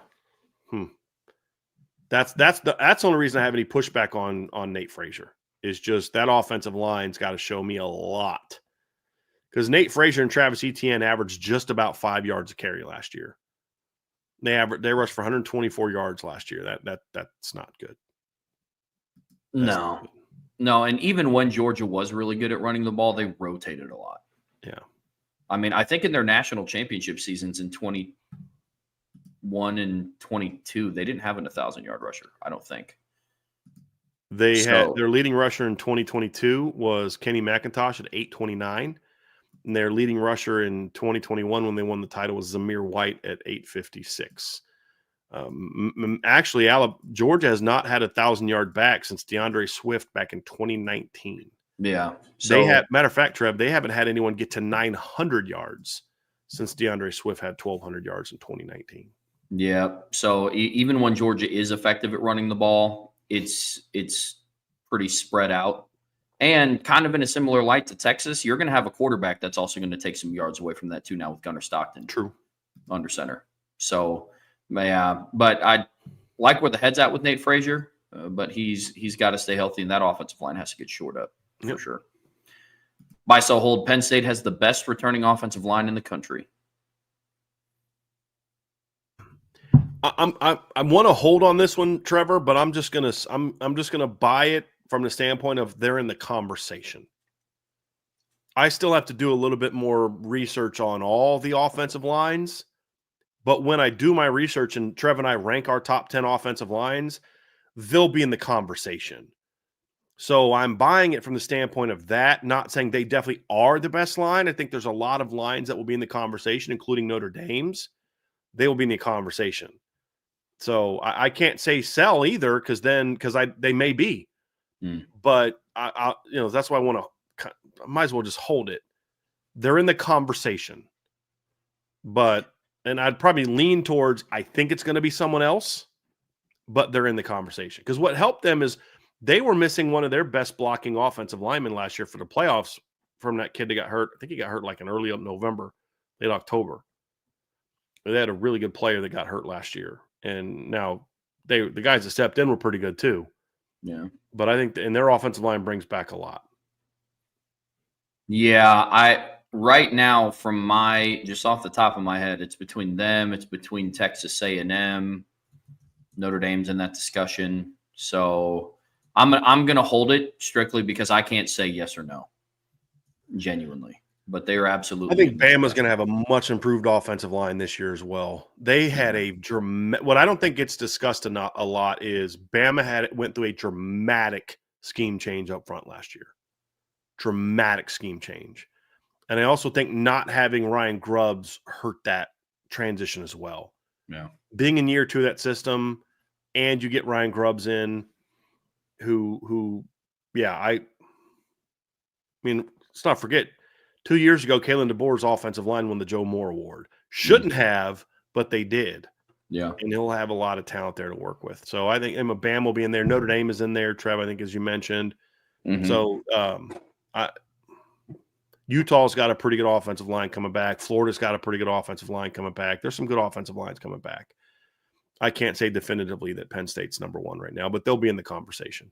Yep, absolutely. Buy, sell, hold. One of these teams will have multiple losses by November. We can go individually here. So Penn State, buy, sell, hold, multiple losses. I'm going to sell that. Let me just look up their schedule real quick, Trev, because once I get to one of these, it'll be easy because they all kind of play each other. But I would be shocked. He said by November. Yes, I'm going to sell that because they only play really one. Well, they'd have to get upset at Iowa, and I don't see it. No. That's the only other potential game they could lose to me is at Iowa. Mm-hmm. I don't think they'll lose at UCLA because their next toughest game. They're second, third. If I'm ranking their schedule 1 to 12, only two of their top 5 games are in September, October, and that's Oregon at home and at Iowa. So they'd have to lose to Oregon at home and then lose at Iowa, and I just don't know that they lose both. Now, when you get to September or November, that's when their schedule gets a little bit tougher. They play at Ohio State, home against Indiana, at Michigan State, and then home against Nebraska before the end of the season at Rutgers. If they take a second loss, I just think it will probably be in November, not in the first 2 months. If they do have 2 losses before November, then there's going to be some heat on James Franklin now. Yeah, with those coordinators and that roster, if you lose to Oregon at home, that is what it is. If you lose to one of Iowa or UCLA and you have 2 losses on the road, that's. But I'm also selling Penn State. What about Ohio State? So let's just assume that Ohio State loses the opener to Texas. They probably have the best I'm still going to sell, but they're the team that has the best chance to have a second loss just because of the combination of all that they've lost in the schedule. They have this significantly tougher schedule than any of these other two teams. They start the season off against Texas. September 27th, they go at Washington, who is undefeated at home last year and is going to be better this year. 2 weeks later, they go play at Illinois, and then a week later, they play at Wisconsin. So they have the best chance of, if they lose to Texas, it's not completely out of the realm of possibility they lose at Washington, at Illinois, or at Wisconsin. I'd probably right now today pick them to win all three of those games, but it won't shock me if they lost one. Just like I'm picking Notre Dame to beat Miami, but would it shock me if Notre Dame lost to Miami? No, it wouldn't shock me. I'd be disappointed. It would be a bummer, but it wouldn't be like, oh my God, I never saw that coming. Like Notre Dame will win and should win, but I think those teams are just not going to beat them. They're the team that has the best chance. So I'm going to sell that, but of the three we're talking about, they have the best chance to lose a game. You and I see that the same. And then last but not least, Oregon by some hold multiple losses. Yeah.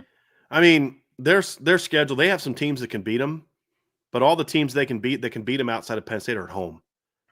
Oklahoma State could beat them. That's at home. Indiana could beat them, but that's at home. Wisconsin could beat them. I mean, Wisconsin almost beat them last year, but that's still at home. They're only tough. Their two road games other than Penn State in the months of September and October are at Rutgers and at Northwestern. Everything else is at home. Now, if they are a team that takes a second loss, I think it's in November. They play at Iowa, which could be a tough game for that team late in the year. We saw them not look great last year, Trev, like late in the season on the road.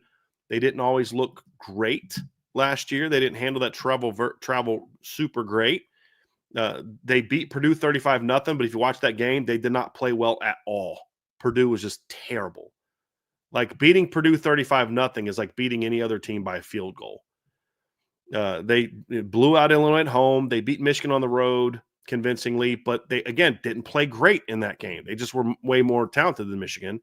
And then they struggled playing at Wisconsin. Barely beat Wisconsin at Wisconsin. So they were not great late in the year on the road last season. And some of those teams they play late at Iowa, that won't be an easy place to play. At Washington, that'll be a tougher place, and they play USC at home. So if they take a second loss, I think that happens in November. I think all those teams' potential for tough losses in November. The one team that's got a tougher sled to, to go over is Ohio State. They've got the toughest one.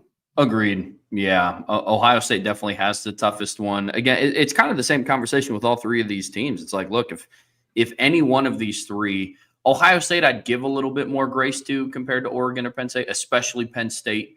But if Ohio State has two losses going into November, would it completely shock me? No. Do I think it's going to happen? Also, no. But for Penn State and Oregon to have two losses with what their schedule is, because Oregon lost a lot too.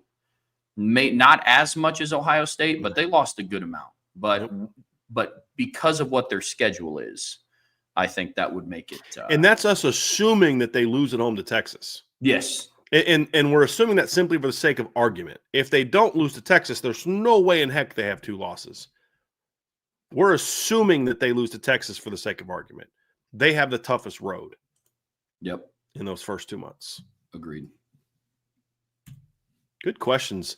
Yeah. Really good college football questions, Teacher Hunter. Thank you for that. Yeah, those were really, really good. Really good. Buy, sell, hold from Domer Dale. Yet to prove each coach's fullest potential with this team, I feel most are happy with the offensive coordinator and quarterback coach combination Notre Dame has at the moment. That being said, buy one and sell the other. Better to have a mediocre offensive coordinator and a great quarterback coach, or better to have a great OC and a mediocre quarterback coach? I'm selling having a mediocre OC and a great quarterbacks coach, and I'm buying having a great OC and a mediocre quarterbacks coach. Because I think a great OC can do a lot with a quarterback. If you're a great OC, part of what makes you great is your ability to communicate with your quarterback. Mm-hmm. And all I need a mediocre quarterback coach is to just lead them through drills properly. But even then, I could do that. Mm-hmm. A mediocre OC could undo a lot of what a great quarterbacks coach does. Plus, if you're a great quarterbacks coach, you shouldn't be working for a mediocre OC. You should be the OC. Yeah. That's the other conversation. So that's a good point. That might create some unique dynamics there. But yeah, I would much rather have the great OC. So I'll buy that one. Good question. Absolutely. Absolutely. I like the preface he had at the beginning. Like, this is a general question. This isn't related to Notre Dame. I'm not saying one of these guys is not great. I'm not making a statement Very here. well done, Domerdale. Yeah. Very well done. Yep. Another one, buy so hold from Domerdale. Because Notre Dame doesn't have to share its playoff money, Notre Dame should reward their players with some cash if they make the playoffs, after each win in the playoffs, making it to the national championship game, and, of course, winning it all. It'd be great for all players and can ultimately be used as a positive in recruiting. So I want to first apologize because I believe that this question was actually raised by, I believe, B. Jammin asked this question, and I just didn't change the name. So that's my fault, B. Jammin. Trev's only reading the card, but this was from B. Jammin 41. So, like, I'm not sure how I feel about this, Trevor. I because I know what money goes to. I think that there should be like there should be a little something that's set aside for the player. So to a degree, I buy this, but I don't think it's a deal where it's like they get like a 20% rev share. Because I don't think enough, like, there's so many people that are like, players should get 50%. I'm like, you've never actually run a business before, have you? Like, do you have any idea what cost it goes into like having a game or travel or all the free gear you have or whatever the case may be? That type of thing. Like, it's not easy, but I mean, part of it should be is now with all these deals is that should be worked into your contract. And I would assume that there's going to be some sort of rule that teams that make the playoff have to give a certain amount to their players. What I would hope that they would do if you're going to do something like this, and I'm not opposed to it at all, I just think it should be a smaller amount, is if you want more, have it negotiated in your contract. If we make it to this round of the playoffs, I get this amount of money. But what I'd rather see done is just however much money it is, $6 million. Notre Dame makes 20, 30, 40 million in the playoff, depending on how many games they win. You take $1 million or $2 to spread it around your entire team. Everybody gets the same amount. Walk-on, starters, everybody in between gets the same amount. Quarterbacks get the same amount as your kickers. It just, hey, we did this together as a team. And so this is what we're doing. If players want extra bonuses, they can negotiate that in their own personal contracts before the season. That's what I would do. Yeah, I think I have no problem with that. It's going to be a lot smaller amount than a lot of people think, simply because a lot of the money that you make for that goes back into your entire sports organization to pay salaries of your women's sports coaches and your men's sports coaches of Olympic sports, and to pay for those scholarships and to pay for those uniforms and all that kind of stuff. Like, that's where it's not like it's all going to Marcus Freeman or Pete Bavacqua. It's being reinvested back into the institution to make sure that you still continue to have the best facilities and the best equipment and the best gear and the best assistant coaches and the best this and the best that. Well, that's where that money gets invested back into. And that's good for the players at the end of the day. That's better for the players than just flat out giving them cash, because now we're making sure that our infrastructure is such that we're giving you the best opportunity where we are going to help you maximize your potential to work. Because where you're really going to make money is being as high of a draft pick and as successful an NFL player as you possibly can. I'm glad you brought that up. I think there's a misconception amongst, I'm not saying it's people here, but I see it a lot on social media. I've had conversations about it with some of my friends, family.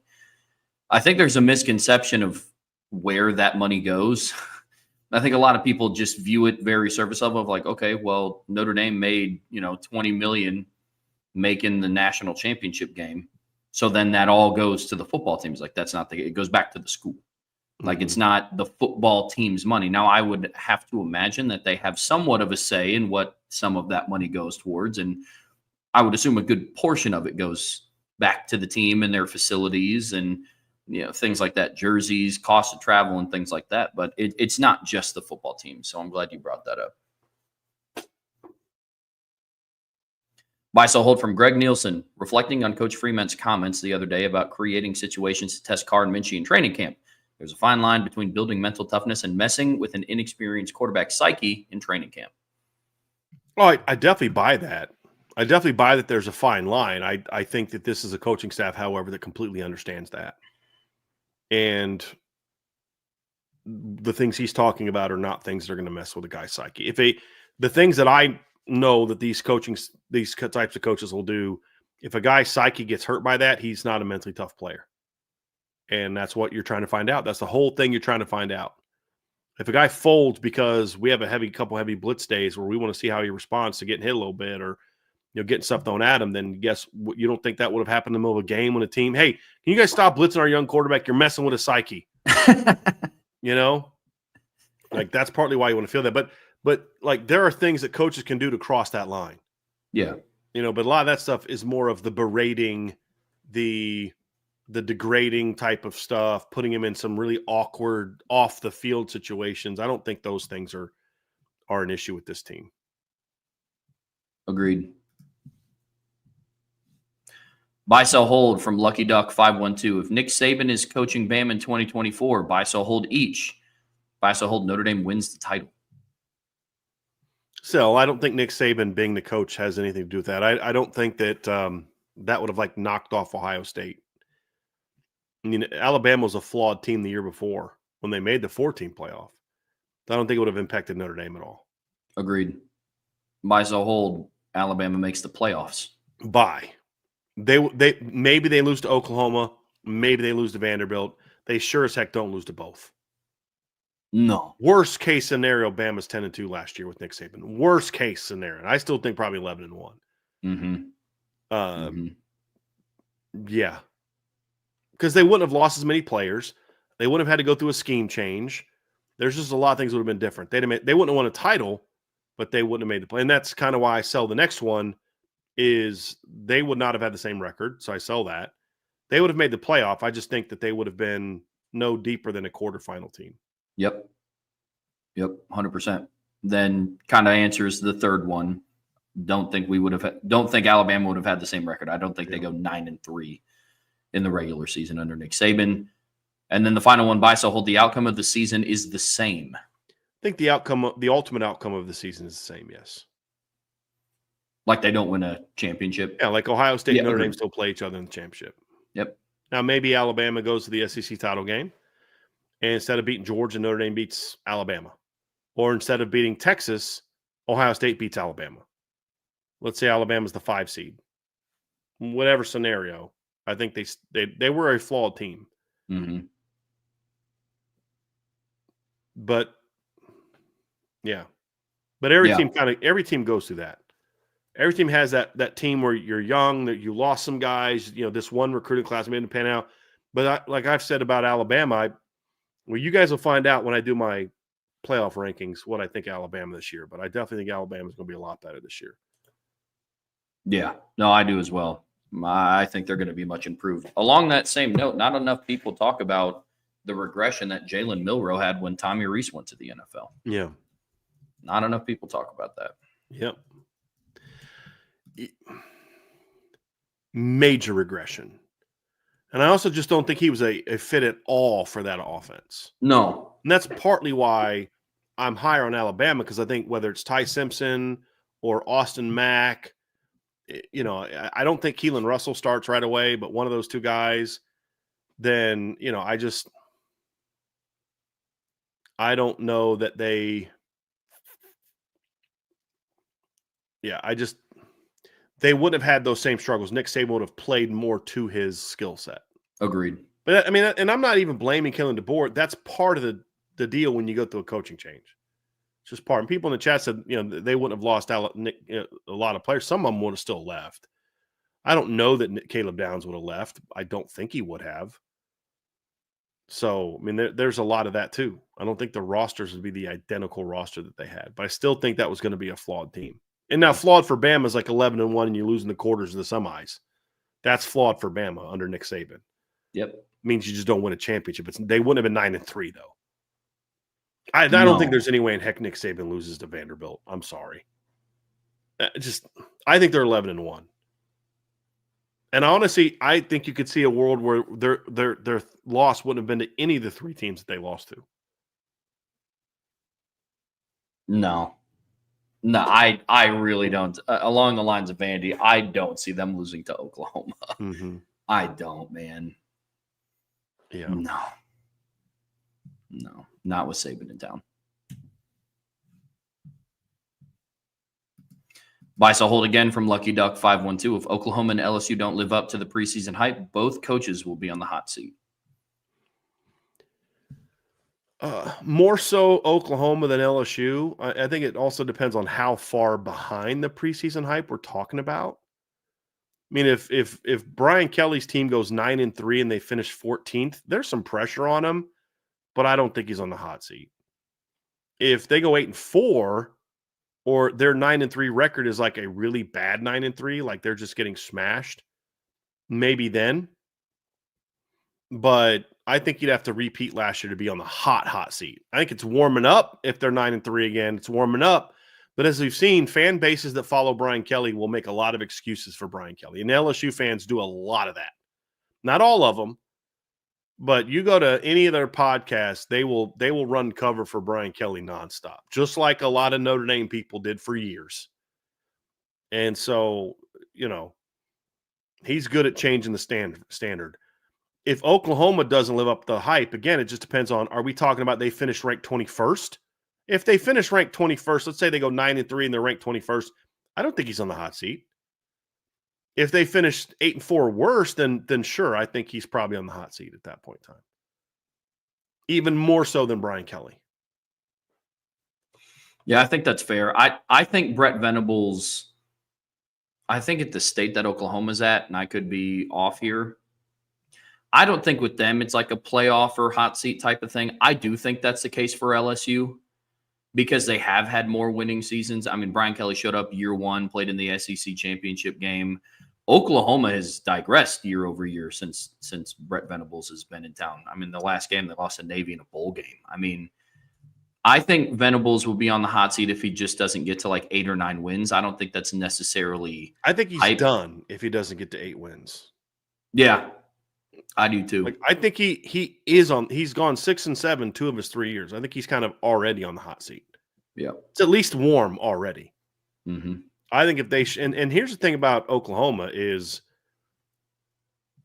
he's in a situation, Trev, where he's got some opportunities early in the season to get some wins that get him immediately off of the hot seat or have a chance to put him fresh on it. By the 6th game of the year, they will have played Michigan and Texas and Auburn. If they're 5-1 or 6-0 at that point in time, seat is off, barring an utter collapse down the way, which could happen. Their last 6 games are at South Carolina, home against Ole Miss, at Tennessee, at Bama, home against Missouri, home against LSU. Thing is, you better be at least like here's the thing, if you're not 5-1 coming out of the Texas game, he's cooked. Because if they're 4-2, that means they lost at home to either Michigan or Auburn and Texas. And if they're that type of team, there's no way they're running the table against Ole Miss, Tennessee, Alabama, Missouri, LSU, and South Carolina. I think he's in trouble at that point in time. Agreed. Yeah, I agree. Yeah, each coach will be. I think their hype is relative because I'm also one of the people that I think Oklahoma is being overhyped as it is anyways. Like there's some people that talk about them as being a preseason top 25 team. I don't see it. Like truly don't. I don't. They probably will be. I don't think that they should be. I've seen some people predict them to make the playoffs in some models. I do not see that at all. But like I think with LSU, what is it? Somebody put in the chat like LSU hasn't. Was it LSU that hadn't like finished above where they got initially ranked or something in a long time? Was that LSU? Might I know there's be. a handful of teams that have done Might that. be.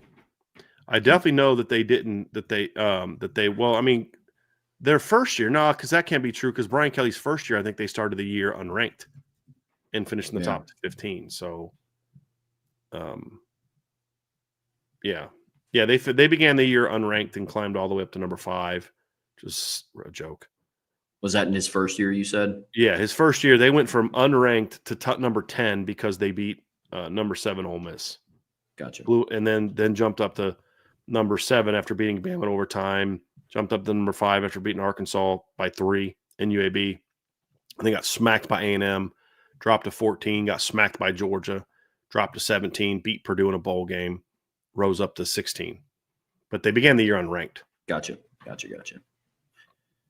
But yeah, I think for LSU, it depends on who and what wants to run cover for Brian Kelly. But I think if LSU again doesn't make the playoffs, like back-to-back seasons and not making a 12-team playoff, I think there's going to start to be a lot of discussion down in Baton Rouge. Should be. Mm-hmm. Should be now. Yep. It's like people that talk about what you inherited in today's era are just running cover.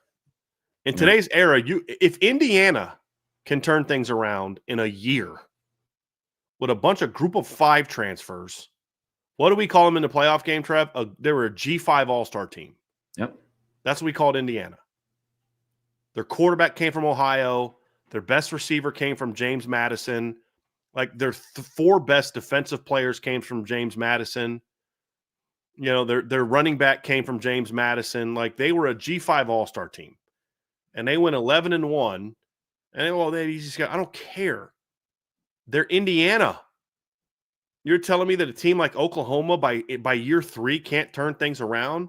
LSU by year 3 can't turn things around? You can't go to the portal and do what Ole Miss did or what South Carolina's done? I mean, South Carolina went and got an edge player from Purdue that was a monster for them last year, helped them go 9-3. Notre Dame can go get guys in the portal to turn their team around, but you can't? Like, there's no excuse for Power 5 teams anymore with the way the portal era is. It just isn't. So, like I think Oklahoma certainly got hammered by Lincoln Riley left and just took a bunch of players with him. Now, they all didn't go with him to USC, but they all left because they were only there because of him. That's what I'm referring to. So, you know, you should be able to turn things around. And what we're saying, and Andrew, I can have it both ways because I'm not saying Oklahoma should win a title, but I'm not also saying these portal teams are going to be 6-6 every year. There's a difference. Like Ole Miss last year is a perfect example. The fact that they were a portal-driven team is why they went 9-3, where their talent was better than 9-3.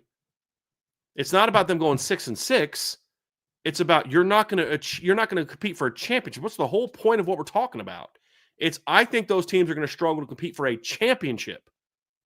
There's a difference between saying I don't think LSU should be 5th because they're all portal driven and saying they should be 6-6.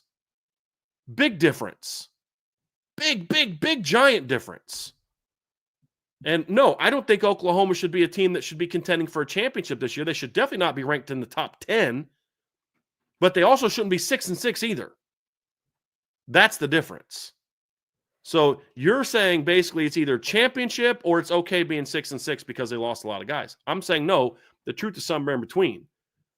Your ceiling, if you're a team completely rebuilt through the portal, is here. But also, we're talking about by year 3. That means you at Oklahoma, where you can recruit high school players as good as just about anybody, your first class should be going into year 3. They're now juniors. You shouldn't be having to rely on overhauling things through the portal again. That's my issue. So, no, the whole lost a bunch of players, that might impact you in year 1, maybe a little bit in year 2, but by year 3, I'm not hearing that anymore. I don't want to hear that anymore. Like, Brian Kelly should not have to go to the portal as heavily as he did in his 4th year for players. You should be grooming guys out of high school to be your next in line great receiver. You're freaking LSU. You shouldn't need 3 receivers from the portal when you're at LSU. So that's my difference. Not the entire receiving corps outside of one guy. That's the difference. Yeah, that's totally fair. Yeah, that's totally fair. Buy, sell, hold from Lucky Duck 512. Most of the transfer-heavy teams will perform below expectations, causing more media to rank portal-heavy teams lower next offseason. No, sell. You know why? Because that would require the media to sort of look internally at how they do things. What they will do is just hammer the coaches. That's what they'll do. They'll hammer the coaches. Well, that guy did a bad job coaching last year. He should have done better, because they can't do that, because then they lose all the clicks in the entire offseason for all the portal talk they have. I mean, On3's just slobbing on all over themselves of their portal coverage, when the reality is all the national networks are all putting the same portal stuff out within 60 seconds of each other, but just slobbing themselves off for like every time. Oh, this guy's so great. This guy's so great. You got access to the freaking portal. How do you not know that? It's just so obnoxious, but they need all that for clicks. That's what it comes down to. They need all that stuff for clicks. So they're not going to say, well, maybe the portal's not the best way to rebuild your team. They're going to say that coach did a bad job, but this year this coach will do better. That's what they'll do. Yeah, I buy the first part. I do think most of the transfer heavy teams will perform below expectations, but to all of Brian's points, I absolutely sell that they'll be lower next offseason because of all of what Brian said. Yeah, that's where I'm at. Got a super chat from Chief Brody. Thank you, Chief. Appreciate the super chat. By so hold, Dabo has more respect for Notre Dame than Brian Kelly. Oh, bye. Absolutely bye. That's an easy one. Yep. Brian Kelly never respected Notre Dame, but that's more of a Brian Kelly thing. I just think Brian Kelly looks at everything as like, you should be blessed to have me, as opposed to I'm honored to be a part of this tradition. Easy buy. Yep. It's probably the easiest buy of today so far. Yes. Thank you for the super chat, Chief. Yes, absolutely. Buy so hold. Eli Raridan will finish in the top 3 on the team in touchdown receptions, 20-plus yard gains, receiving yards, and third down catches. Touchdown receptions. I'll buy that one. 20-plus yard gains, sell. Receiving yards. See, here's why I think that could be a buy, because I think there's going to be a split in production between Will Pauling and Jordan Faison. So I could see that happening. So I'll buy that as an option. Third down catches, I definitely buy that one. That one of all 4 is the one I most buy. I think he's going to be a big third down weapon for Notre Dame. Very big third down weapon. Agreed. You and I see that the same. Which one? I want to get this a little bit more thought from you on this one. When you look at those, Trev, rank them in ones you're most comfortable with. Like if I said, okay, we did our buy, so hold, but now I want to know which one you're most confident in to least confident in. Most confident in to least confident. I'm most confident in third down catches. I am least confident in receiving yards. Gosh. And then between 20-plus yard gains and touchdown receptions. Okay, in order, I'd go third down catches, touchdown receptions, 20-plus yard gains, receiving yards. As far as top 3. Yep. It's probably the order I would go in. Yeah. What about you? Is it the same? Same. Yeah. Yep. By so hold, Texas Tech finishes the season 6-6. So I'm going to sell that. Let's go through their schedule a little bit, because, again, there's a fine line between thinking they're going to be number 15 in the country and thinking they're just going to be exactly what they were a year ago. And that's where I mean, they were an 8-5 team last year, including the bowl game. So, yeah, I don't think they're going to jump. I don't think they're going to make the jump that people think they're going to make. But I don't think they're going to be what they were last year, or worse. Because, you look at last year's schedule, they were 8-4. They had a really big upset early upset over Arizona State. They had a big road upset against Iowa State. I don't know that those are repeatable wins, because Arizona State by the end of the year was a much different team. Lost at home to Baylor, lost on the road to TCU, got smacked by Colorado, beat Oklahoma State on the road. I think Oklahoma State's going to be a lot better this year than they were last year. But let's look at their schedule, and their schedule plays a role in that too. Arkansas, Pine Bluff's a win. Kent State's a win. Oregon State's a win. At Utah, at Houston, home against Kansas, at Arizona State, home against Oklahoma State, at K-State, home against BYU, home against USF, at West Virginia. like to me, that's more of an 8-4, 7-5 schedule than a 6-6 schedule. But I don't see them any better than 8-4 again. Like that's my issue with the whole top 15 ranking thing. They're rebuilding their team with a bunch of new players. They have a quarterback that comes back. They have some good players coming back. But I think the jump that, they haven't added David Bailey. He played on a terrible team last year because one player doesn't define it. He was a situational edge rusher. And I think the Big 12 is a tougher league than that. Playing at Utah, at Arizona State, at Kansas State, at West Virginia are not easy. Neither will beating BYU and Oklahoma State and Kansas at home. So I think they're more 7-5, 8-4 than 6-6. So I'll sell that, but I don't think they're going to make the big jump that a lot of people think they're going to make. It's all going to come down to how they manage that time in between their bye weeks. I mean, like that, they have a stretch from at Houston to home against UCF where there's no bye. So there's no bye week in between October 4th to November 15th. And you got some rough games in there. Home against Kansas, maybe, away at Arizona State, away at Kansas State, home against BYU. I mean, at Houston. I mean, there's going to be some interesting games in there for sure. I'm going to sell because I don't know if they go 6-6, but I will say it wouldn't surprise me if they did. I wouldn't be shocked if we fast forward to December 1st and Texas Tech finished 6-6. I'm like, there's no way that could have happened. At least I'm not in that camp. But I agree with Brian. I think ceiling's 8-4. So, but that is a mean stretch that's a mean Big 12 stretch from October 4th to November 15th. For sure. Buy, sell, hold. If Texas doesn't win the title, people will start questioning if Sark is the guy at Texas. I think it depends on how far they go. And I'd be very curious what the chat thinks about this. Because I think Sark's getting a little bit too much love, but I also like Sark as a coach. I think he's done a good job. Like they've gone to back-to-back. It's like finding that middle ground of how to evaluate a coach to where we're not overhyping him, but we're also not banging on every mistake that he's made. Well, he has won a title. Well, they haven't won a title in 20 years. I mean, so like, and when was the last time they won a title before 2005? That was the Texas's first championship of my lifetime. And so and I'm 47 years old and Texas has won one national championship in my life. Looking at their claimed national titles, their last title before 2005 was 1970. So this is not a program that's winning titles all the time. So and this is a coach who took them to the semifinals in back-to-back years. That's a heck of an accomplishment. It's just, why are we putting him over Dabo for resume? Why are we acting like he's an elite coach?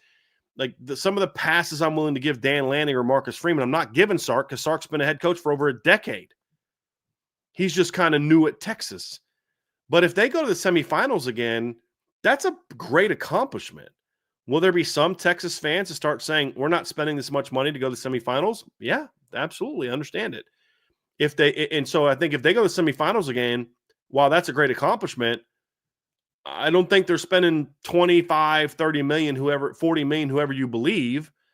So what somebody accused him of spending 40, and Sark was like, I wish I had 15 million more dollars, I think is what he said, something like that. So they're spending about 25. That's crazy money for a college football team. Boosters aren't spending that kind of money to just keep losing 2 games a year. Like they eventually want you to win something. So semifinals, I think people start questioning him. If they go further this year and go to the championship game and get beat by a Notre Dame or an Alabama and Oregon and Ohio State, something like that, I think they're going to look at, hey, we're getting better and better and better. Let's double down. Let's go, you know what I mean? And then they do it again the next year. So, but hey, look, that's the reality. When you start building rosters this way, the expectation, like the flipping Knicks went to the Eastern Conference Finals and fired their coach. Crazy. For the first time in 25 years. And fired their coach. When you spend tens of millions of dollars to pay for a roster, you expect the coach to win championships. Crazy. That's just the reality of it. And Texas has always had an overinflated opinion of itself as a football powerhouse. Are they a blue blood? Yes. Are they a traditionally elite program? No. So, that's kind of my 2 cents on it. But You don't spend that kind of money and not expect results. Just don't. That's fair. No, that's definitely fair.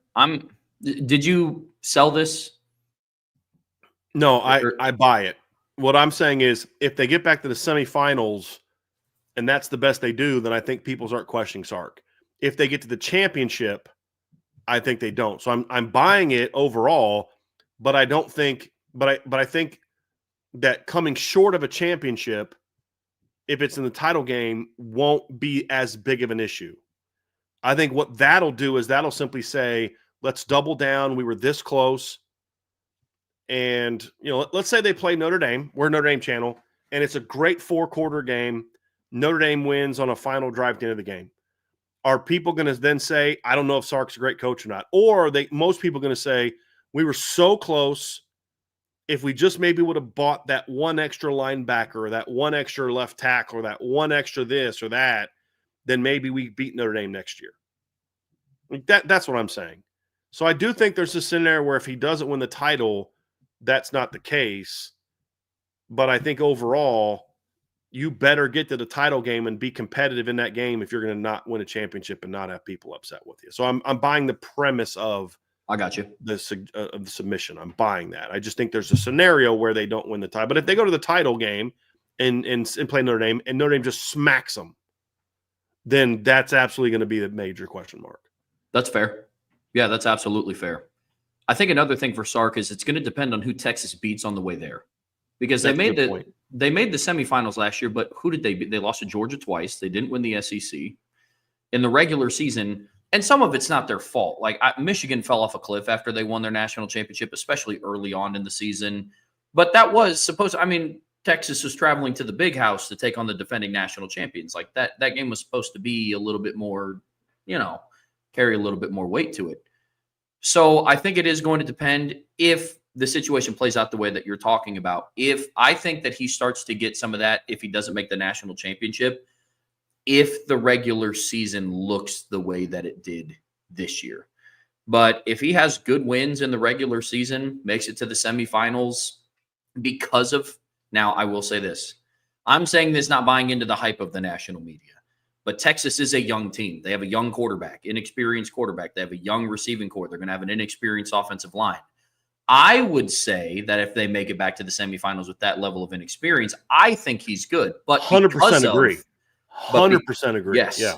But because of the hype that they're getting, they're not being viewed that way, which then I do think in turn people will start to question Sark instead of looking internally and saying, I guess we were banking on a kid who started 2 games against Mississippi State and UTSA to lead them to the promised land. Right. But yeah, I think a lot of it has to do with how they perform in the regular season. But I will buy this because, to Brian's point, Texas fans, people that follow that program, they are very much a little bit of that, we're Texas, you're not. We're an elite program every year. But I don't think that they should question him if he doesn't win a title. In an expanded playoffs, I've said this all offseason. I'm going to continue to say it until I'm blue in the face. It's about the road to the semifinals, because once you get there, I believe that anything could happen. In the fourth quarter, the Notre Dame Penn State game, that game could have gone either way because it was so back and forth. Texas was one bad play call away on 3rd and goal from potentially tying up that game. And I know I'm going off of what ifs here. But you got to the semifinals. It's not like either game was a blowout. But that's what makes the current semifinals different from the previous semifinals. Yes.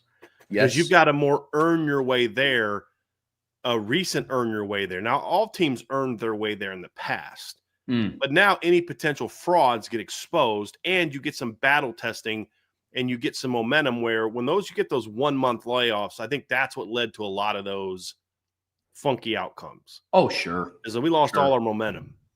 Kind of going into a season. I think that's what's different. Agreed. Yep, I'm with you completely. It's a good question. Super chat from ND Milton fan. Thank you for the super chat, man. Appreciate that. Marcus Freeman is the most likable coach in college football. Buy, sell, hold.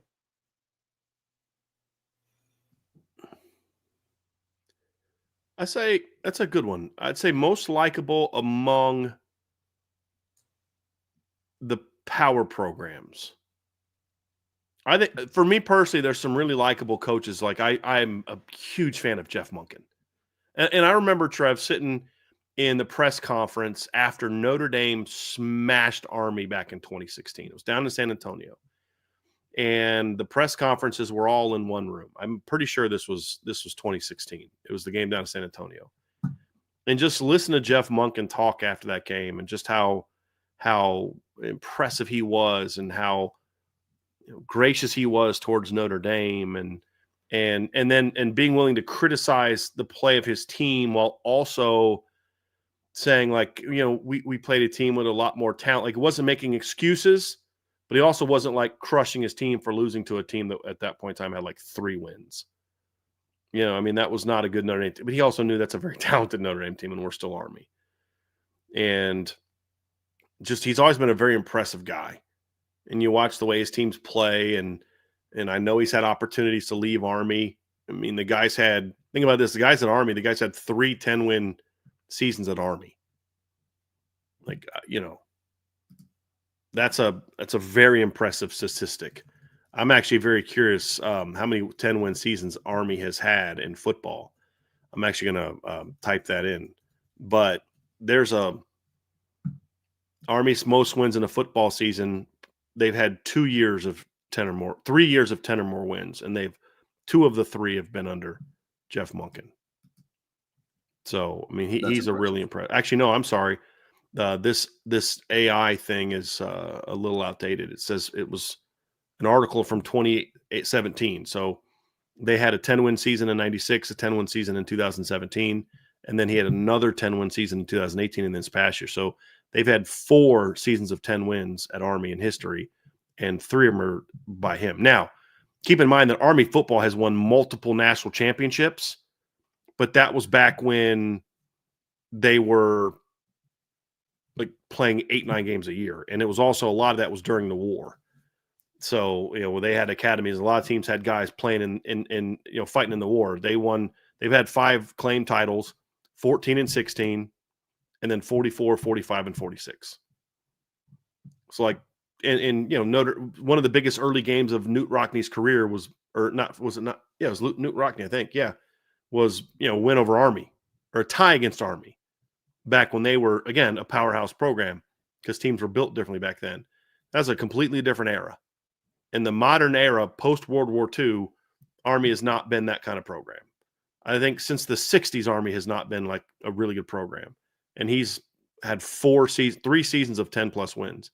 He's done a heck of a job. But he's also a really good man from everything I've heard about him, and then just being around him and interacting around him. He's real likable for me. I don't know how many people know anything about Jeff Monken nationally. So there's some guys like that I think are very likable that nobody nationally knows about, that might be on par with the Marcus Freeman if it was for the fact they were in an Army or a school like that. But amongst the power programs, I would buy that. I'd be curious what other fan bases think about that. We've got some Alabama and Ohio State fans in the chat today, LSU fans in the chat today. I'd be curious, like, what's your perspective of who the most likable coach is at this level? I'd be curious. Yeah, outside of because I'll be honest, I didn't know that much in depth about Monken even, and I mean, Notre Dame and Army have played each other quite a bit in my lifetime, and so I didn't know that much about him. But amongst power coaches, I would absolutely say it's Marcus Freeman. This is a relatively easy buy for me. I mean, when I look at him, he's liked by multiple different fan bases, which I appreciate. I have friends in different fan bases. I mean, I have a friend who's an Alabama fan. One of my best friends, an Ohio State fan, and they all rave about having a coach like Marcus Freeman. And one thing that I think sets him apart is he's also liked by multiple different age groups, like multiple different generations of people. I think that's also tough, to be liked by people who are liked and respected by people who are like 70, and then also be liked and respected by people who are 18, 19 years old. Mm-hmm. You compound that with him being a family man and being open about that, and you see the buy-in that his players have with him. Yeah, I would definitely say he's in the conversation.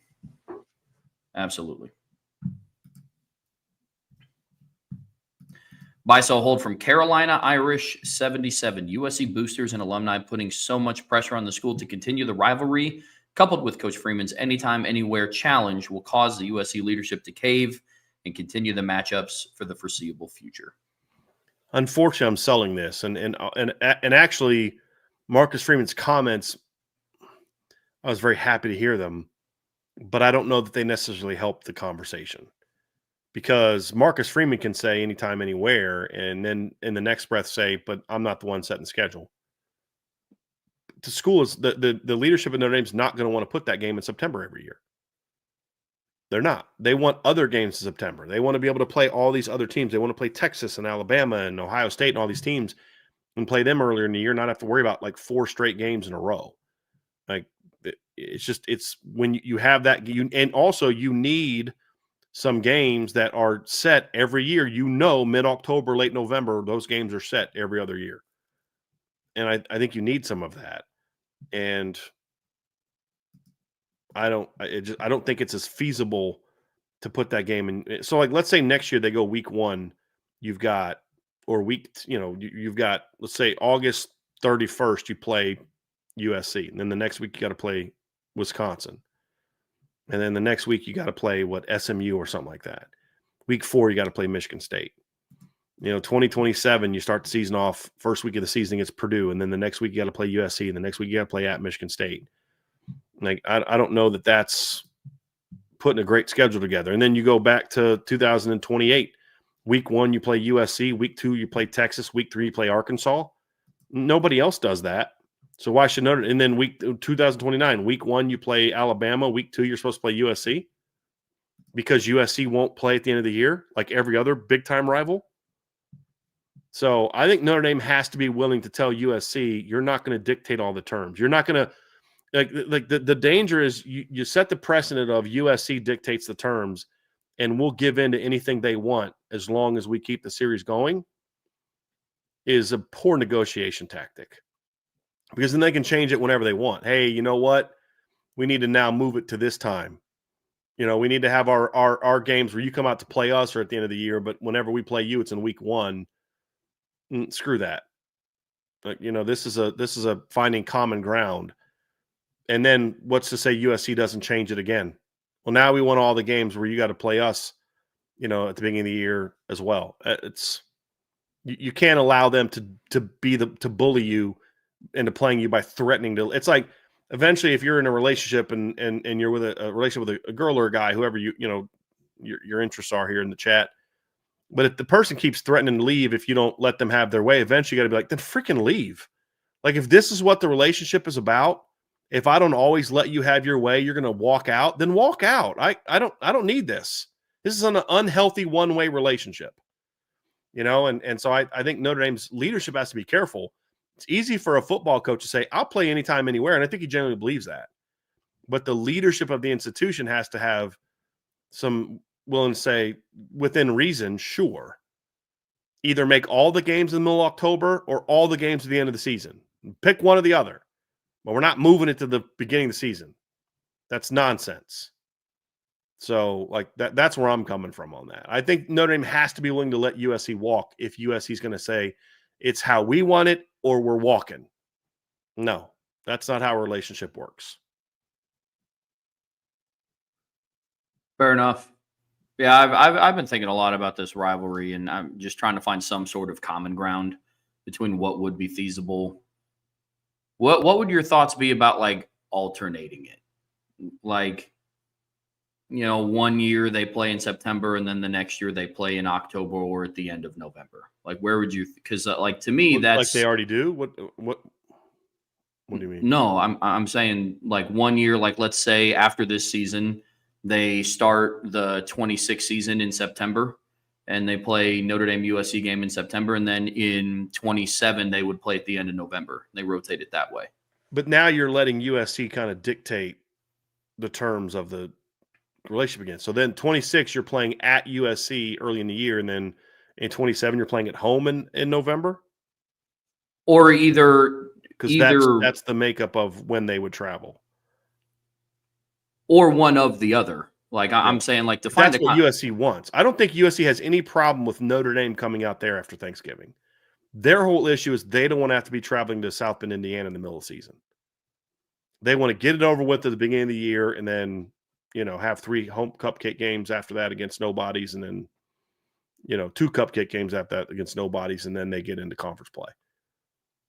But Notre Dame also can't do that in a lot of years. Like Notre Dame's booked in week 1 a lot of years for the next decade. Sure. But that's the other thing is, well, what if it's the year where they play Bama in the first game? Well, then we got to play USC in week 2. And then in week 4, they got to go to Texas.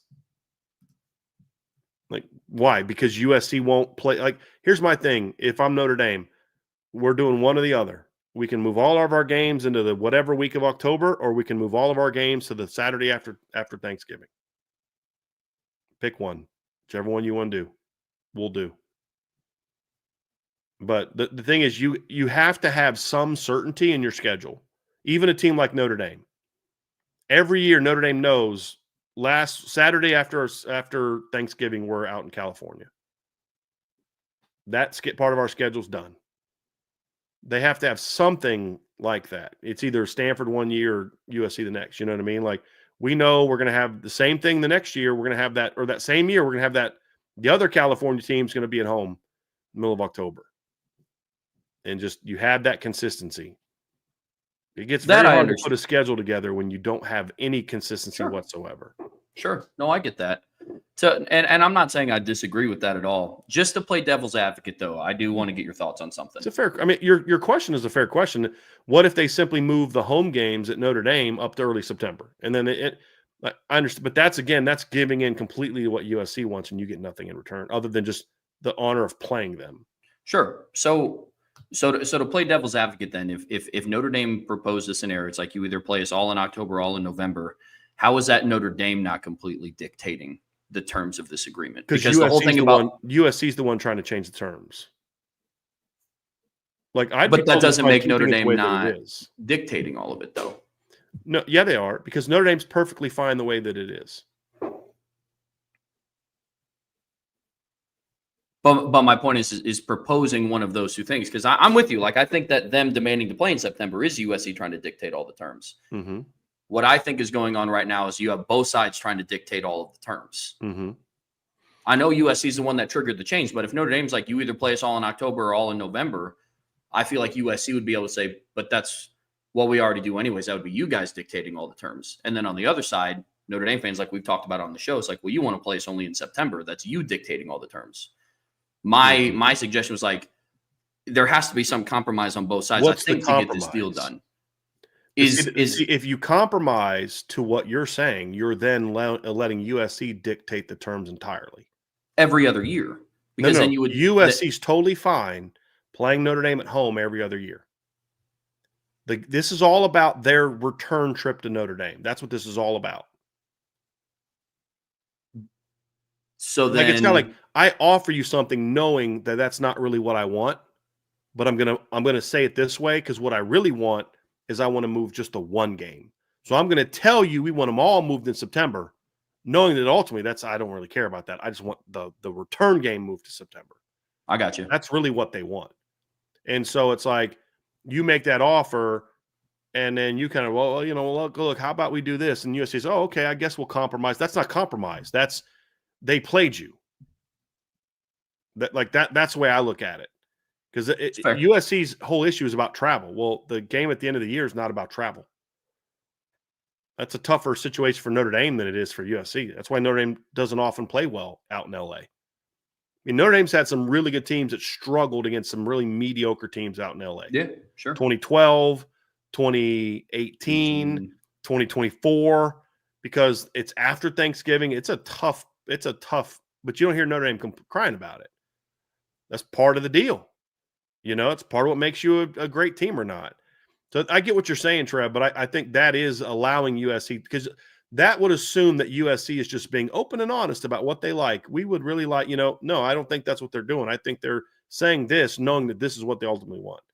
Is if I know you're not going to go for this, then I'm, if I know you won't go for this, but I want this, then what's my leverage if I offer you just this? Right? So if their whole thing is, well, we're okay with the road game, but we want to move the game at your place up. Well, Notre Dame's like, well, why should we do that? So then USC instead says like, well, we want them all moved. What's Notre Dame's first counter? Well, hold on a second. We don't want this thing to go away. So how about this? How about we keep this one game in November, but then we'll move our game up at home in September? Oh, I guess, well, yeah, that works. That's what they wanted all along.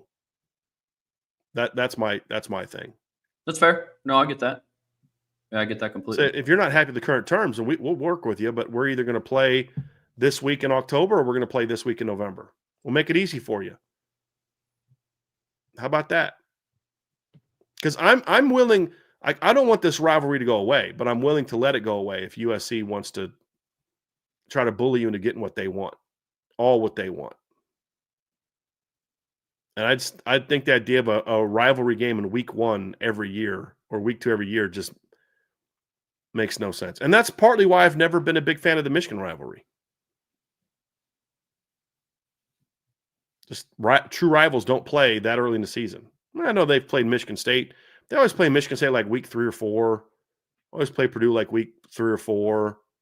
But it's just you're the ones trying to change the term, so we'll sacrifice this, but you got to sacrifice what's the sacrifice that USC is making if that's the case? Their home games are still, Sure. I just don't think that makes a lot of sense. I get you.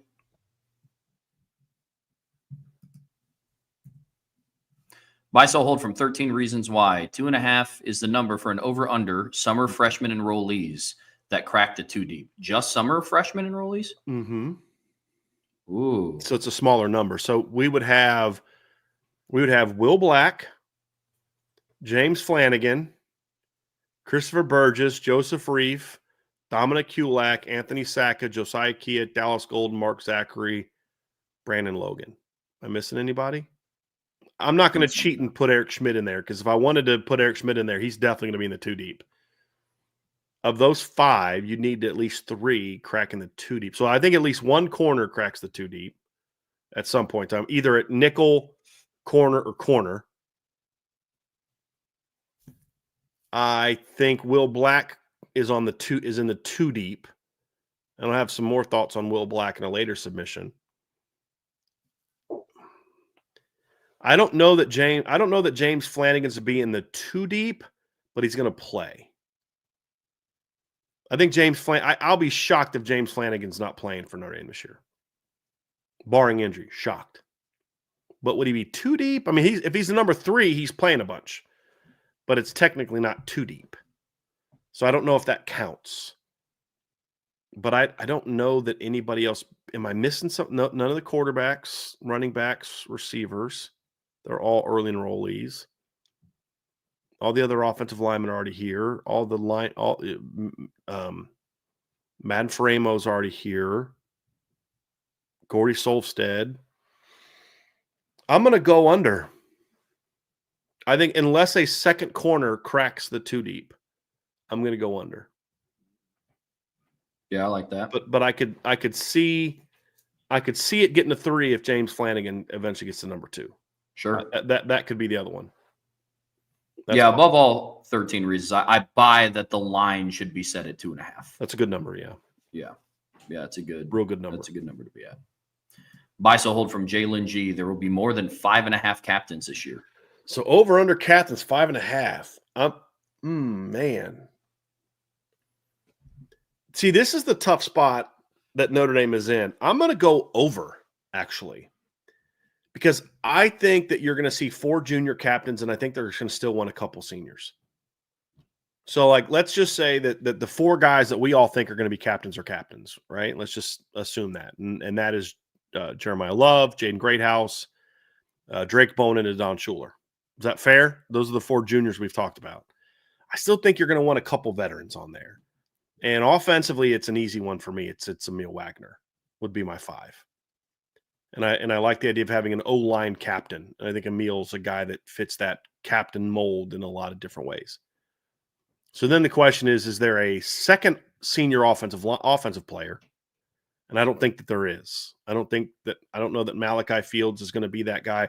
I know Riley Leonard didn't practice last spring, but he was still part of the team all off season. Malachi, I don't even know if he's even at Notre Dame yet. So that one, even though he's a captain at Virginia, I don't see that. Yeah. I don't see Will Pauling being a captain.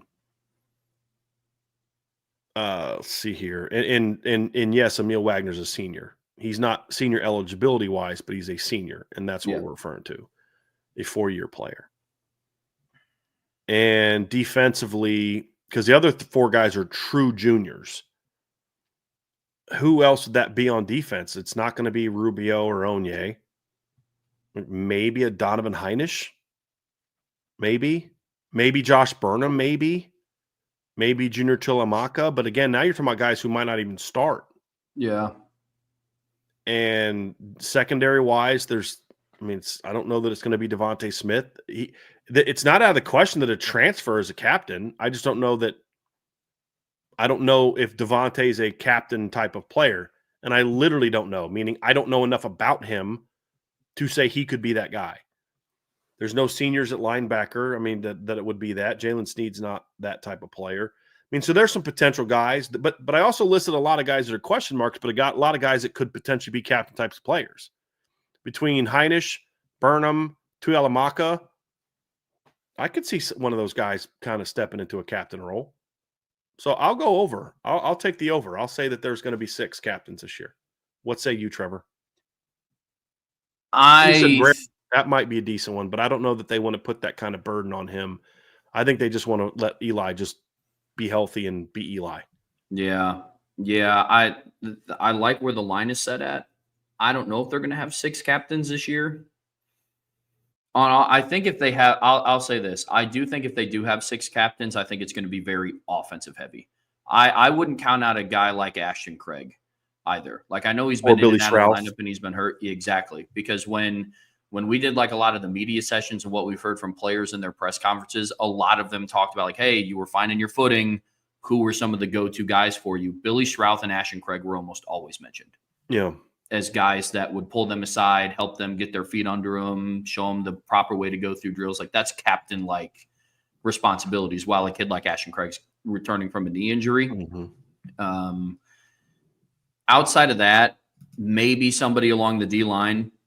Well, I don't know if anybody else in the secondary would. I'm going to take the under. Not saying that it would surprise me if they had 6, but if they do have 6, I could definitely see them having 4 offensive captains. I can see that. Mary Catherine Galloway asked, do you have to be a starter to be a captain? You don't. And there's been years like Bo Bauer was a captain, and because he was a kind of the special teams captain. But again, I think in a lot of those instances, those guys, Luke Talich, he's a junior. That's the thing, is there's just not a lot of seniors. That senior class, so that's the 2022 recruiting class, and that was a smaller class to begin with, and some of those guys are gone, and so I mean, some captains from that group, Benjamin Morrison's captain type player from that class, he's gone. Yeah. He was in that class. Eli Raridan, somebody talked about Jadarian Price. Could they say, hey, look, we got 2 leaders at running back, just like you said about O-line. Maybe like that's a guy who's not a starter who could maybe be a captain. I don't know that Jadarian is a captain type of player. I don't know enough about him. Your offensive line, you talked about the 3 options: Craig, Strouth, and Wagner. Nolan Ziegler's not part of the team anymore. We talked about Burnham and Jr. Talked about Jalen Steed. Donovan Heinisch, and then the rest of the class is gone. Ford's gone, Gabira's gone, Mickey's gone, Bellamy's gone, Morrison's gone, Ziegler's gone, Ty Chan's gone, Joey Tanona's gone. Reno Monteforte could have been a captain this year as a special teams kid if he didn't leave. He's at Cal now on scholarship, which is awesome. Steve Angeli's gone, and Jabron Payne's an injured guy. Tobias Merriweather's gone. Like, a big chunk of that class is gone. So that also limits the number of potential captains from that class. So, yeah. My guy, Christopher Galloway, said that was his daughter. So his daughter got her first. So she's coming up with better questions today than you, Christopher. Step it up, man. You taught her too well. Step it up, brother. Come on now. But that's part of the reason why there's just not a lot of those captain types of players or those senior types of players. Because that's what's funny. This is still a very young football team in a lot of ways. There's still a lot of juniors and sophomores and stuff in this class or in the starting lineup in the 2 deep. The 2 deep's going to have a lot of freshmen and sophomores. Mm-hmm. Yeah. And Reno went to Cal. Jason Smith pointed out Cal's been sweeping up Notre Dame transfers. They certainly have. Certainly have.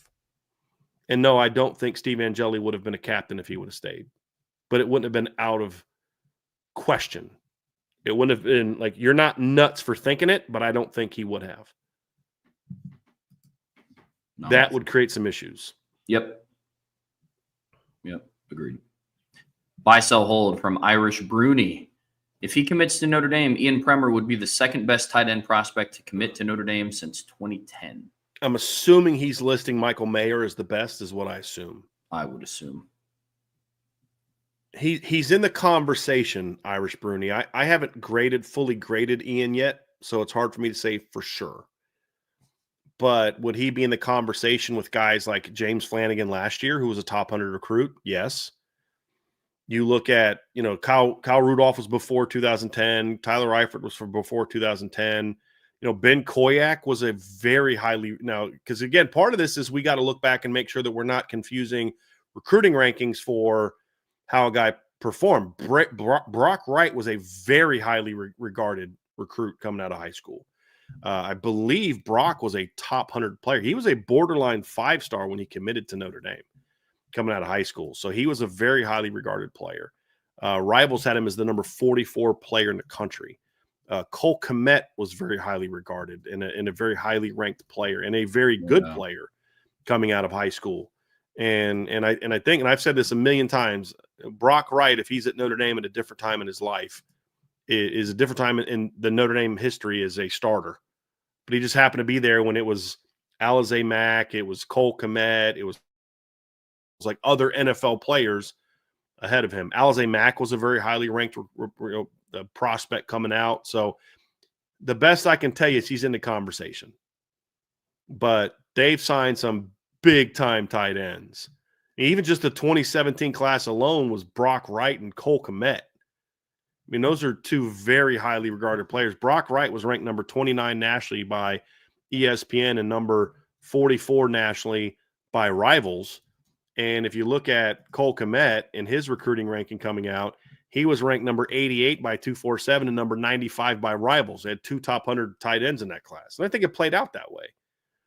And so he's in the conversation is the best that I can come up with.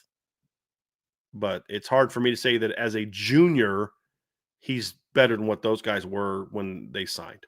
Yeah. Yeah, it's fair. But he's very good. Buy, sell, hold from MM Irish Coach, and Mrs. Driscoll will enjoy a summer vacation soon.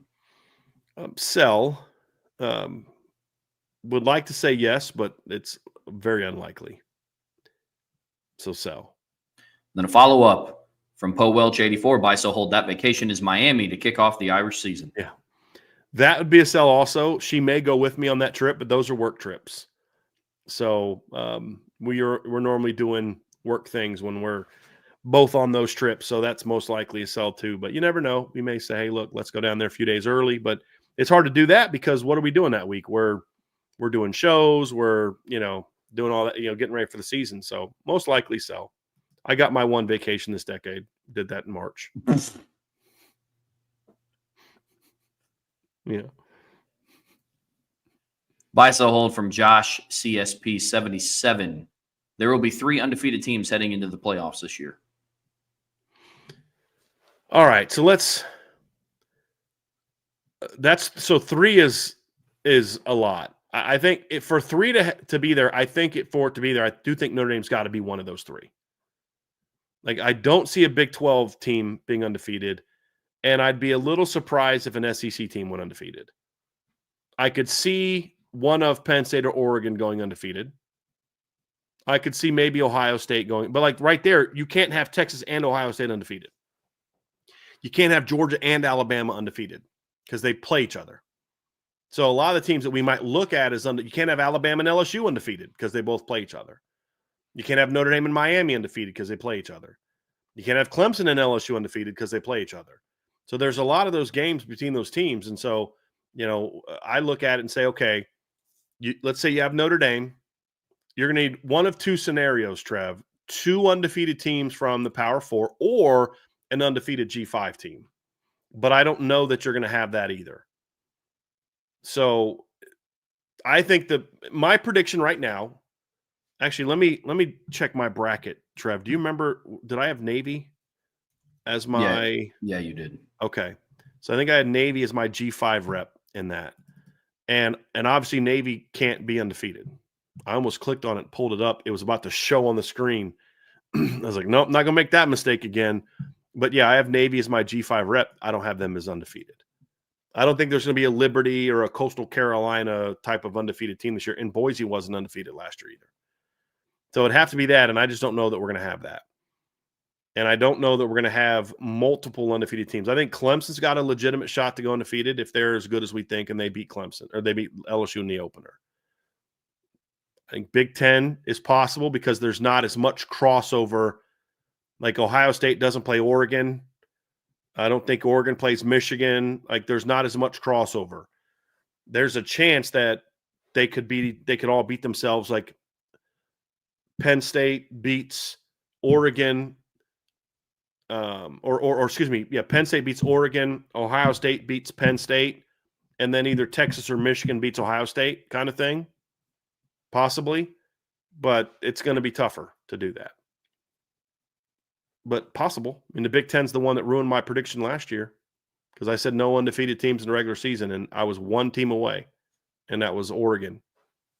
So I'm gonna sell that. But I think it's a lot more likely this year than it was last year. Like I would have sold the heck out of that last year and I'd have been spot on because there was only one undefeated team at the end of the regular season. We're correct? In the Power 4 and even the G5, there's only one undefeated team at the end of the regular season, correct? Yep. That was it. That was Oregon. I think this year it's a little bit more likely. Because if Notre Dame doesn't blow the game to flipping Northern Illinois, there's a chance they're undefeated last year. We don't know that. Because maybe they then lost to Louisville. We've talked about that. But, there's a lot of one-loss teams. I just think this year in some of those leagues, like the difference is, Trev, is undefeated teams usually come from leagues where there's just one team significantly better than everybody else or a year where there's just one team that's got a much more manageable schedule. Oregon had that last year. They got Ohio State and Michigan at home. Michigan wasn't that good. They didn't have to play Penn State till the Big Ten title game on a neutral field. So they didn't have to go play on the road against any of the best Big Ten teams last year. Not one. Well, this year it's different. They got to play at Penn State. Well, then Penn State's got to play at Ohio State.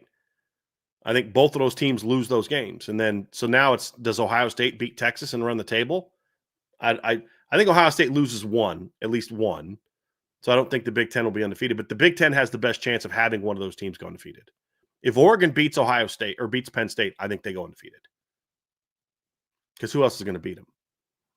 I don't think anybody in the SEC goes undefeated. No. And there are too many of them play each other. I'm gonna sell this. I don't think there's going to be 3. I think it's going to be tough to go from a year where there's only 1 to there being 3 in the playoffs. Mm-hmm. So, yeah, I'm going to. Now, if you were to say end of the regular season, I'd be more willing to have that conversation. Because then they get beaten the championship. That team gets beaten the championship. I got you. Yeah. That kind of thing. Archer brought up a question that I'm going to ask you, Trev. Buy, sell, hold. There's a greater chance that nobody goes undefeated than there is that 3 teams go undefeated. Buy. Okay. That's a good one. Yeah, for sure. And that's just and honestly, like that just speaks more to the nature of college football than it does like the makeup of the teams. It is hard to go undefeated. I mean, that's what people, because you're going to have to win games all differently. Right. I mean, you go back and you look at the teams that have had undefeated regular season. I mean, off the top of my head, people talk about the 19 LSU team all the time and how dominant they were. They even had a grinded out game against Auburn at home. And that was a generational team. Yeah. The 2018 playoff was the anomaly where 3 of the 4 teams were undefeated. Yeah. The only one that wasn't was Oklahoma. That's an anomaly. I've talked about this before, Trev. Nick Saban won. Let's see, I always get this wrong. 1, 2, 3, 4. He won 7 titles. In his 7 titles, he had one team that won, or 2 teams that went undefeated.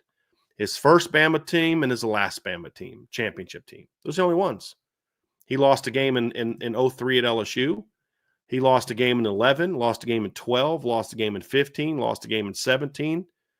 Like all those years, they lost games.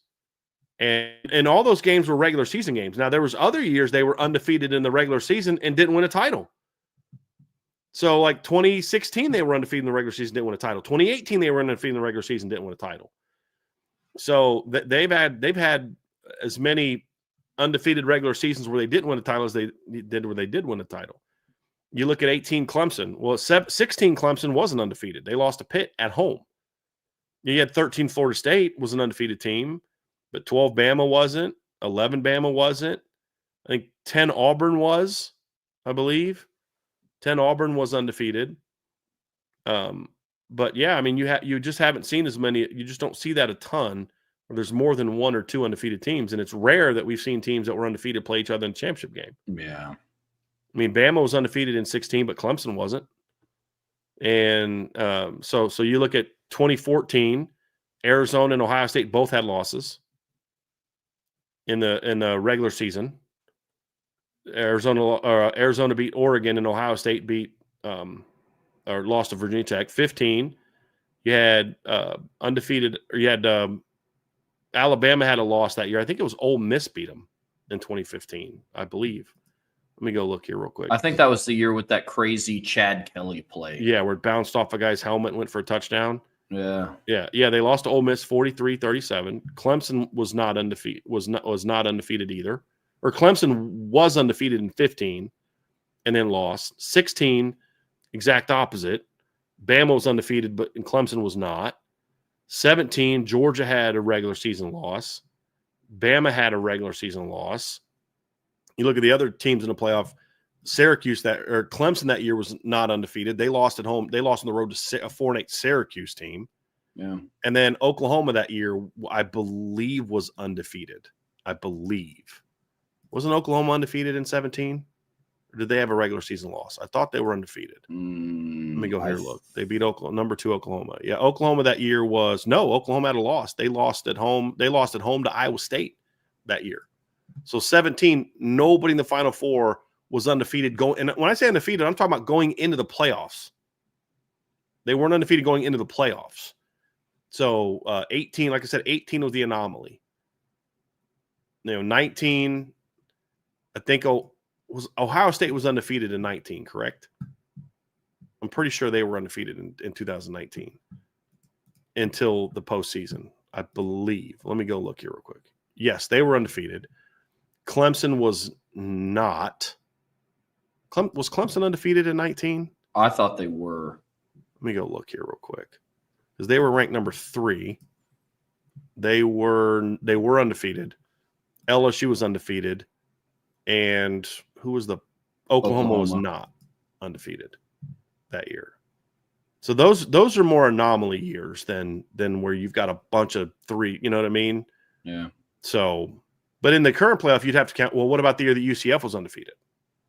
Because they'd be in the playoff now. True. But still, we're talking about now we're getting 2, maybe 3. So this would have to be one of those years, and I just don't think that it will be. For sure. I Am Tenzin said, is in response to your question about how hard it is to go undefeated. He said, no, it isn't. My Toledo dynasty has won 118 consecutive games. Well, unfortunately for us, college football is not played on freshman level. Yeah, I was about to say, fortunately for your dynasty, you wouldn't have to play me because you'd be That's 118 and 1. Oh, man. Bicel Hold from Powelch, 84. One of the schools paying recruits to stay committed will have a kid take the money and flip at the end after collecting all season. You can add the next one into that one as well. Bicel Hold. Hope that team is USC. Buy and buy. I absolutely think that'll be true. Yeah, absolutely. That is just the nuttiest thing to me. If you got to pay a kid to stay committed, you know that kid's eventually going to leave. Why even do that? It just makes no sense to me. Crazy. Absolutely crazy. Buy, sell, hold from Jay Fish. Jimmy Clausen was the best quarterback in college football in 2009. I think Jimmy Clausen was one of the best quarterbacks in 2009, but that Tebow guy was pretty good. That Colt McCoy kid was pretty good. So I'm going to say no, he was not the best. Kellen Moore, remember him? He was there that year. So no, he was not the best. He was one of the best, though. He was a top 5 quarterback that year, but there was a pretty big gap between the top couple guys and him. Because again, Jimmy was a great passer. Like Colt McCoy could do a lot of other things.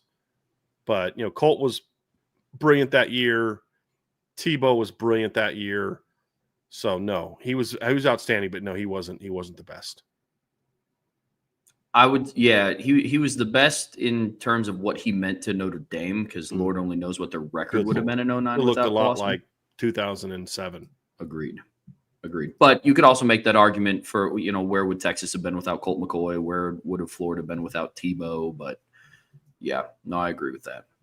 Buy, sell, hold. Notre Dame will have a Heisman Trophy winner by 2030. Yeah, I'll buy it as a possibility. Yeah. I mean, look, I think they're going to win a title. It's possible if they win a title that they have a team that can have a Heisman contender. Because, again, we've talked about how much better they've recruited the quarterback position, and that's the primary driver of a Heisman Trophy winner, is quarterback. So I'll buy that. Buy, sell, hold. You will have some type of IB meet and greet before all the home games scheduled for 7:30. I've thought about this. It's a hold for now. I've thought about this. I'm not sure. Part of it is because we're doing a tailgate for at least one of them. We're doing a tailgate for A&M for right now. I got to still find tickets for my parents for that game.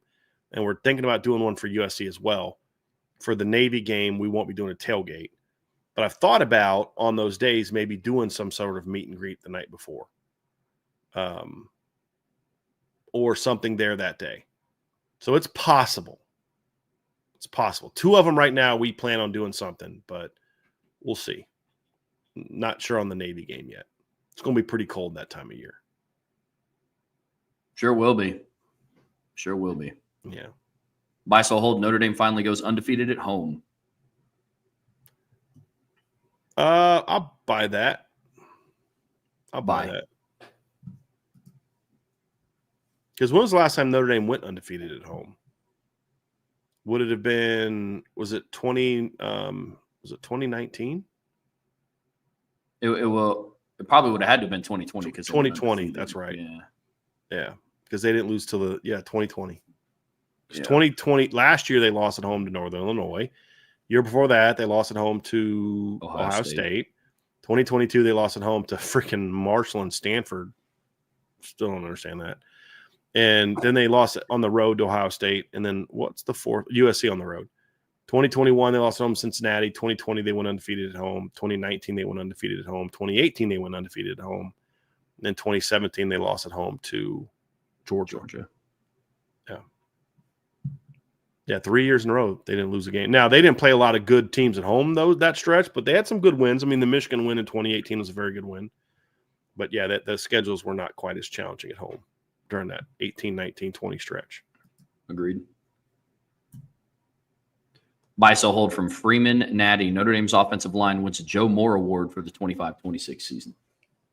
So 25 or 26, so they just got to win one the next 2 years. I'll buy that.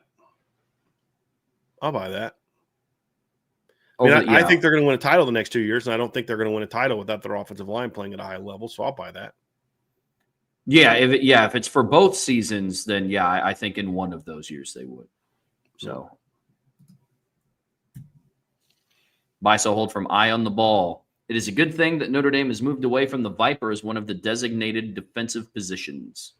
They're not moving away from the Viper. They're still going to call one of those guys the Viper, from what I understand. But it's a hold. I'm indifferent to it. It's just about what you want to do. There are teams that play weak side, strong side all the time, and that's basically what Viper, boundary field is. It's no different. It's the same. It's fine. There's teams that do that and it's successful. There's teams that do that and it doesn't work. There's teams that play left right and it doesn't work, and there's teams that play left right and it works. So I guess I'm selling it. I'm selling that it's a good thing. But I don't want to sell it and say it's not a good thing as if it's like a criticism, like they should have still done it. I'm indifferent to it. Recruit the players to fit your system. And if that means you want a weak side guy and a strong side guy, then go for it. But I mean, there's some potential drawbacks to that too. What if you have a guy that's not real stout at the point of attack against a tight end, or even a 2 tight end offense? Well, teams are smart. They're going to find ways to get that guy, into the field and know he's to the field in certain situations. Say that when we're on the right hash, that's a great time to go 12 personnel or 11 personnel, but have a tight end and a, somebody else kind of a lead blocker, or 12 personnel with whatever, and point of attack, or move a guy, because that guy can be run at. It's a little harder to do that to the boundary because I've got the field, I've got the boundary. The sideline is sort of an additional aid for us as a defense, but it just depends on your personnel. I think you can win both ways. I'm not one of those people that's like, if you don't do it this one way, then you're not going to be successful, because then everybody would do it that way. Yep. Everybody that has the talent to do that would do it that way. It's not how it works. So I'll sell it, but it's not a bad thing either, as long as you got the players for it. And I think it makes a lot more sense for this team than it would have past teams. I think it would have made a lot of sense for Notre Dame when like Isaiah Foskey was here. Sure. It would not have made as much sense to have it that way when Julian Aguara was your starting Viper. Now, it wasn't called the Viper then, but it was the same type of thing. It just had a different name. Mm-hmm. Julian Aguara would not have been as good in the left-right situation, in my opinion. At least not as a run defender. But 2022, or, when you had the guys you had in 2022, it probably would have worked better. Even last year when you were Tuihalamaka and Burnham and Bryce Young, I think you could have got away with it. But there's other years where it doesn't work as well. Fair enough. Buy, sell, hold. Coach Ash will play 25% or more zone defense and generally decrease the risk level Coach Golden played at, with great approval from Marcus Freeman. I think there's risk in everything you do. Yeah. I think that's one misconception that coaches buy into is, well, if we just do this, there's no – well, yeah, there's a lot of risk. There's a lot of risk. You can't stop me from converting the first downs all the way down the field. It comes down to, letting your players be in position to make a lot of plays and be successful and limit mistakes. And I don't know that it's that. As long as they're allowed to play fast, I don't care if they play more zone or not. As long as they play fast and aggressive, you can be aggressive in a zone defense. I just don't want it to be like that was my one criticism of Clark Lee at Notre Dame, is I felt at times his defense was just too low risk. That by being low risk, you maybe didn't give up a lot of big plays, but you let teams move the ball a lot. And then you'd had to be great on red zone. And when you weren't great in the red zone, you weren't as successful and you couldn't stop people. So that's kind of my 2 cents on that. Do I think he'll play 25% or more zone? I honestly don't know. I don't know. I don't know how much more zone they're going to play. I really don't. No, if it came down to a number, I could not tell you based on who did what last year. I mean, there was even a misconception of how much man coverage Notre Dame ran last year too. Like, it wasn't a split of 99% to 1% zone. I mean, they played man coverage like 56% of the time. This is one of the graphics that I read in one of their games. It's like, it's not like they were, they only ran man coverage last year either. So yeah, and even some of that is, sometimes it's you may be man at corner, but you're not man at safety. Right. That technically is still a zone defense. So it just, there's so much. It's not like when I was a kid where it's like you were playing cover 2 or cover 3 or, cover 4 or cover 8 or 6, depending on what you call it. Some people do 4+2, some people do 4 times 2, whatever.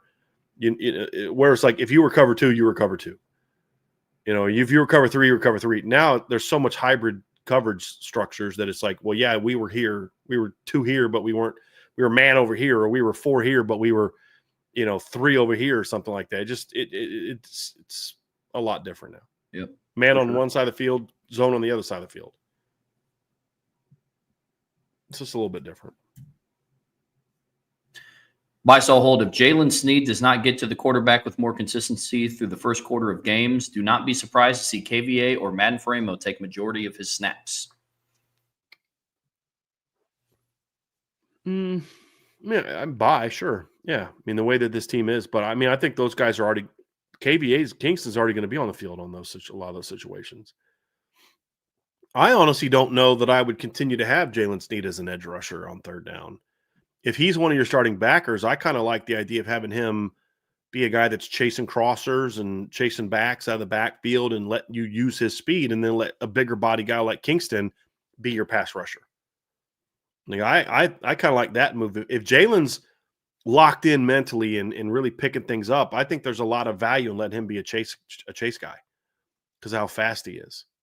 And then be more of a where I think Jalen could be more effective is more as a run through blitzer as opposed to an edge, because he's not a very big guy. He's 6'1.5", 220 some pounds.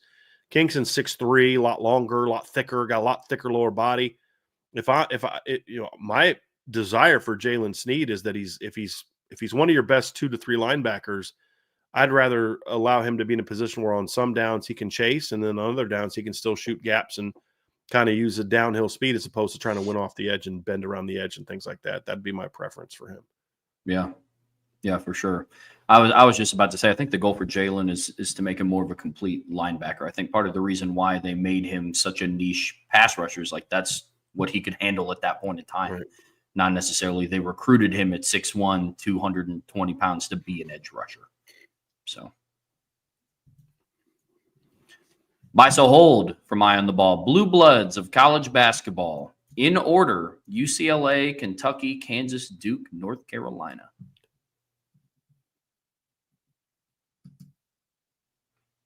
I would say I'd buy all 5 of them as being blue bloods. Yeah. I would add one more team into there, and people may not. I think Syracuse is also a blue blood in basketball. I dig it. Yeah. Yeah, I think that's fair.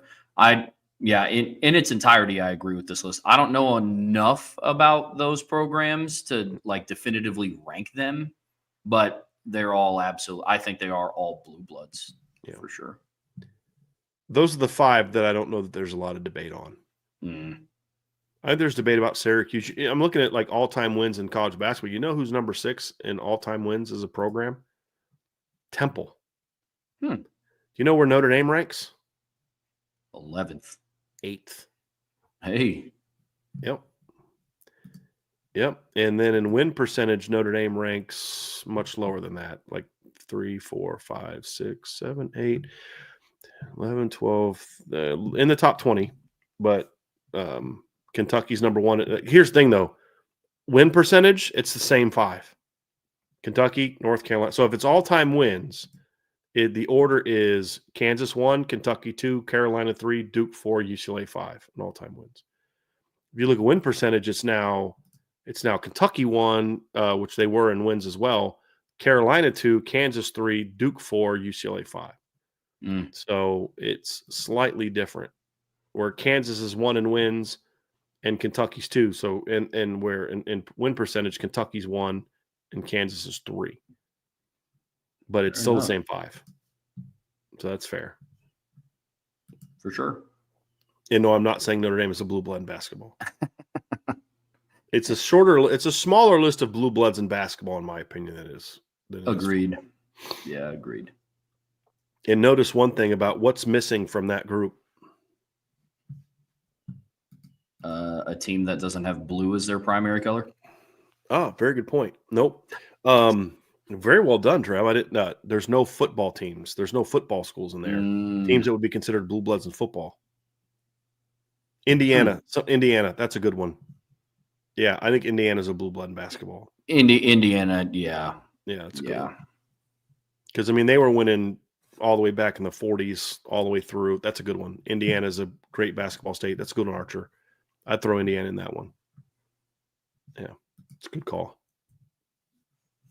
Buy, sell, hold from Domer since birth. Michigan in the NCAA hearings this week will result in an outcome that you feel is appropriate. Any predictions to put out there? Sell. I mean, honestly, I don't know what, like the only thing that's appropriate to me is you find the mess out of them financially.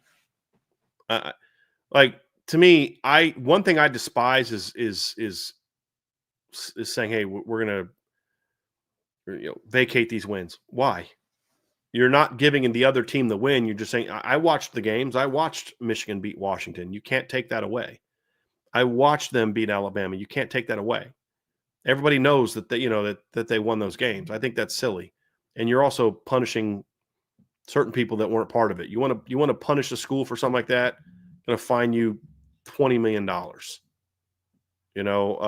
They're already doing some things. You're only allowed to host X amount of official visitors. Like things like that, you can only offer X amount of scholarships. Things like that, those things punish the schools, not vacating wins. And I think what you're most likely going to see is if they do give a really harsh, quote unquote, harsh punishment, it'll be something stupid like that. Jim Harbaugh's got he can't coach, he's got a 3-year, what do they call those things, Trev? I'm drawing a complete blank on that. But when a coach has got something, for 3 years, if he can't coach at this place or something like that, or he can't coach college football or whatever. But it'd be silly stuff like that. It won't be anything meaningful like, hey, Michigan, you guys fostered this. We're going to fine you, $20 million. Like, what if they say, well, Michigan can't play in the postseason this year? Show cause. Thank you, Archer. Michigan can't play in the postseason this year.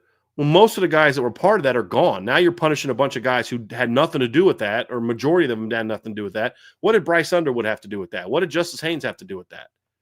And nothing to do with that. So now you're punishing a bunch of guys who weren't, what did Wink Martindale have to do with all that? What did the OC, Chip Lindsey, have to do with all that? Nothing. They have nothing to do with that. So all the things they do to punish teams end up punishing the people that didn't have anything to do with it. You want to hit them in the bank account and hit them on a recruiting trail. You can't recruit. You can only sign, you can't have any portal guys for 3 years or something. I mean, those are the things that they can do to make it really meaningful, and they won't do any of those things, in my opinion. It'll all be superficial, vacate wins, show cause for Jim Harbaugh. Thanks, Archer, I just knew, it was in my head, like I knew there was a phrase for it, I just couldn't remember it. Jim Harbaugh's got a 5-year show cause, which is irrelevant because he's never coming back to college football anyway. So it's dumb. That's what I think they'll do, if anything. Yeah, at this point, it's so far away that vacating wins and postseason bans wouldn't. It doesn't matter because to Brian's point, you'd just be punishing the current players on the team. One thing I think that you could do is I think you should alleviate anybody on staff that was on the staff when that was happening. Like I personally, like that'd be my thing. Say that again. Like relieve anybody of their duties who is still on staff that is still coaching. Anyone that was just on the staff or anyone that was, you can prove had knowledge of what was going on. Had knowledge of, If that happens, then Sharon Moore's gone. Yeah. And I think that's a fair repercussion. I think his Michigan's self-imposed 2-game suspension of him shows that literally shows right there that you had some sort of involvement. Yeah. They suspended Harbaugh for it. And they've now suspended Sharon Moore for it. So people say, well, they've never admitted guilt. Yes, they have. If they hadn't admitted guilt, why did they suspend both of their coaches for games? Mm-hmm. It's silly. Of course they knew that they did something wrong. Now they say, well, we didn't know, but we'll take the punishment. If Michigan didn't think that they did anything wrong, they would not have taken the punishment. Nope. They would have fought them on it. But yeah, I don't think they'll do any of that. That's the unfortunate thing. I think they just want this to be gone. And I think if they levy a harsh punishment, then it's not going to be gone. And the problem for the NCAA is you got to worry about is if you give Michigan 2 hours of punishment, what are they going to do? They're just going to sue you and probably win. So yeah. Yeah, all in all, I'm not expecting much just because like I said, we are now like over a season removed from this happening. Then honestly, now it's just like whatever they do now, it's too late. Most of the coaches that knew that they were involved, stuff like that, have already moved on outside of Sharon Moore. So it's like you gave Jim Harbaugh a ban. Cool, dude. He's going to be with the Chargers for the foreseeable future. That does nothing. Financial fine is where you have to go, and I don't think they'll do that. Buy, sell, hold. If Notre Dame is the number 1 seed and receives the bye for the 2026 college football playoffs with no traditional conference tie-ins, Notre Dame should want to and or will play in the Sugar, the Rose, the Orange, or the Cotton Bowl. you're close. It's either going to be the Rose, the Sugar, the Orange, or the Cotton. Those are the quarterfinal hosts this year. So they would, if Notre Dame gets a number 1 seed, they would play in one of those games. Mm. So, I don't know that I'm understanding the submission correctly. Yeah, but yeah, I mean, there are no more tie-ins to those bowl games. Those games they're not, there's the Rose Bowl's gone forever of being a Big Ten versus Pac-12 team, sort of. Meaning you could still have that, but one of two things is going to happen. Like there was actually last year's Rose Bowl was one of the most Rose Bowl games of the last decade. Now we've had some Rose Bowl games with the Big Ten versus Pac-12, but it was like Ohio State versus Utah. Well, Utah's not a Pac-12 team traditionally. You had one year was at Washington and Penn State. No, they didn't play. Yeah, those were Rose Bowl, but like Penn State's only been in the Big Ten since like 1993 or 4, something like that. Yeah. Last year was one of the few Rose Bowl games where there's been 2 traditional teams from that league. And the problem is they were both in the freaking Big Ten now. Yeah. You know what I mean? So it's just like that's all gone. So this year the Cotton Bowl is the game on the 31st. And then that's Wednesday night. And then the Orange Bowl's at noon on Thursday, January 1st. The Rose Bowl is on 4:00 on Thursday, January 1st. And then the Sugar Bowl is on Thursday, January 1st. If I'm Notre Dame, I would want the Cotton Bowl. And the reason I would want the Cotton Bowl is it's Texas. So there's some advantages there. But also I'd want that extra day of travel. Whereas if you play in the Sugar Bowl or the Rose Bowl, for example, you're traveling the night of the 1st. The playoff game's the 8th and the 9th. And it's not guaranteed that you're going to be on that Friday. So at least one winner that plays on the 1st is going to have to play on the 8th.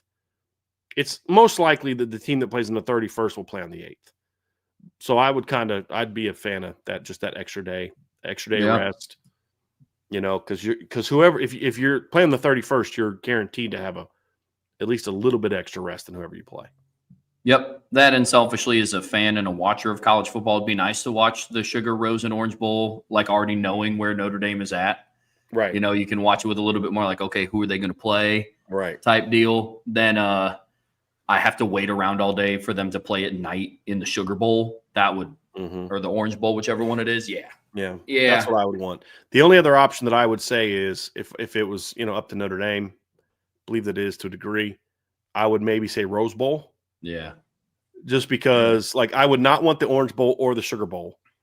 I wouldn't want the Orange Bowl because I don't want to play at noon. I'm fine playing the Sugar Bowl, but you just won the Sugar Bowl last year. I kind of like the idea of winning some of those bowl games you haven't won yet. And this Cotton and the Rose are the two for that. Plus, I kind of like the 4:00 kickoff compared to noon or 8:00 if you're going to have to play that next week. But if they're the number 1 seed, I think you'd want to play in the Cotton Bowl. Yeah. On Wednesday night. Yeah, for sure. Come on. There we go. By so hold from Fighting Irish Golfer. The offense this year will match, if not surpass, the defense in level of play due to continuity of coordinator and players in the offensive system, increase experience at every position except quarterback, and the impact of Malachi Fields will have as their boundary guy. Just a 2-parter. Oh, yes, it is. The defense returns a ton of elite talent, but they lost a few All-Americans and are bringing in a new coordinator who has a different, not saying worse, philosophy than Golden that will take a slight adjustment period.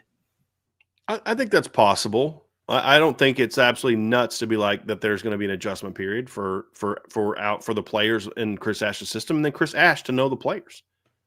Certainly going to be an adjustment period. So the offense this year will match, if not surpass, the defense in level of play due to continuity of coordinator and players. Here's what I think. I think it's absolutely possible that the offense surpasses the defense this year. But I don't necessarily believe it's going to be because the defense takes a step back. The defense may take a step back in the first month of the season, but I think the offense could also maybe need a month to get rolling with a brand new quarterback and Malachi and being new to the system. What I'll say is I think that by the end of the year, I do think the offense will be better than the defense. But it really comes down to I just think that's how talented the offense is. That's really what it's all about. It's not even about a step back because by the time the defense figures it out under Chris Ash, is about the time I think the offense is going to be figuring it out with a brand new quarterback and some new guys at receiver and all that type of stuff. I just think this offense is a lot more talented than people realize. 100%. Could not agree more. I will say, I think it's going to be difficult to gauge because, Brian, you put some stuff out on the premium message boards. I'll have more because I'll be breaking down the other side of the ball here tomorrow. Yep. But you put out some stuff on the message boards about the level of difficulty of like the level of defenses that Notre Dame is going to face this year compared to last. And I think the same could be, we've talked about it on shows here before. I don't think Notre Dame's defense is going to be facing, or I think Notre Dame's defense could be facing better offenses than what they faced last season comparatively. So I think it is going to be interesting to see how that also plays a role in it as well. But overall, I think I'm going to buy this because I am extremely high on the offense this year. And it's just, it's going to be the same coordinator. I think it's going to look a lot different, like to the eye, because of how willing they are going to use the pass game. Like last season, Notre Dame went to the pass kind of when they had to. You know, like we would see After them doing the against bye. That was certainly true. I think Mike Denbrock wanted to throw the ball more early in the season, but it was just not working. Yes.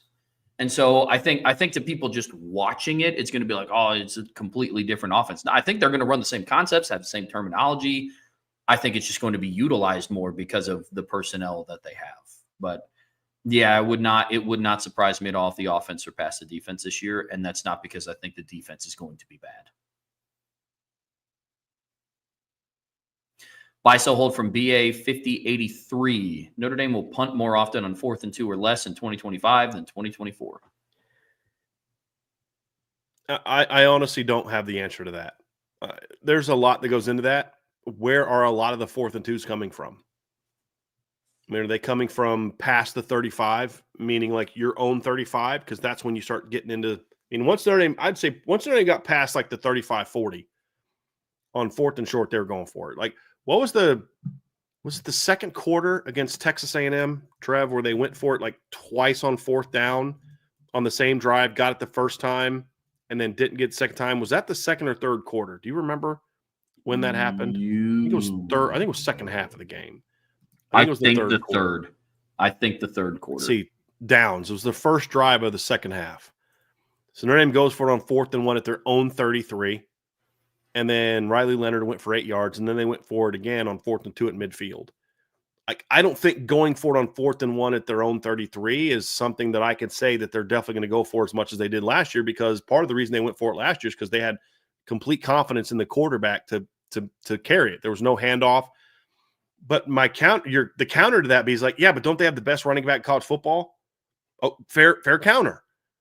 And who's a pretty physical kid and is pretty good at getting a yard.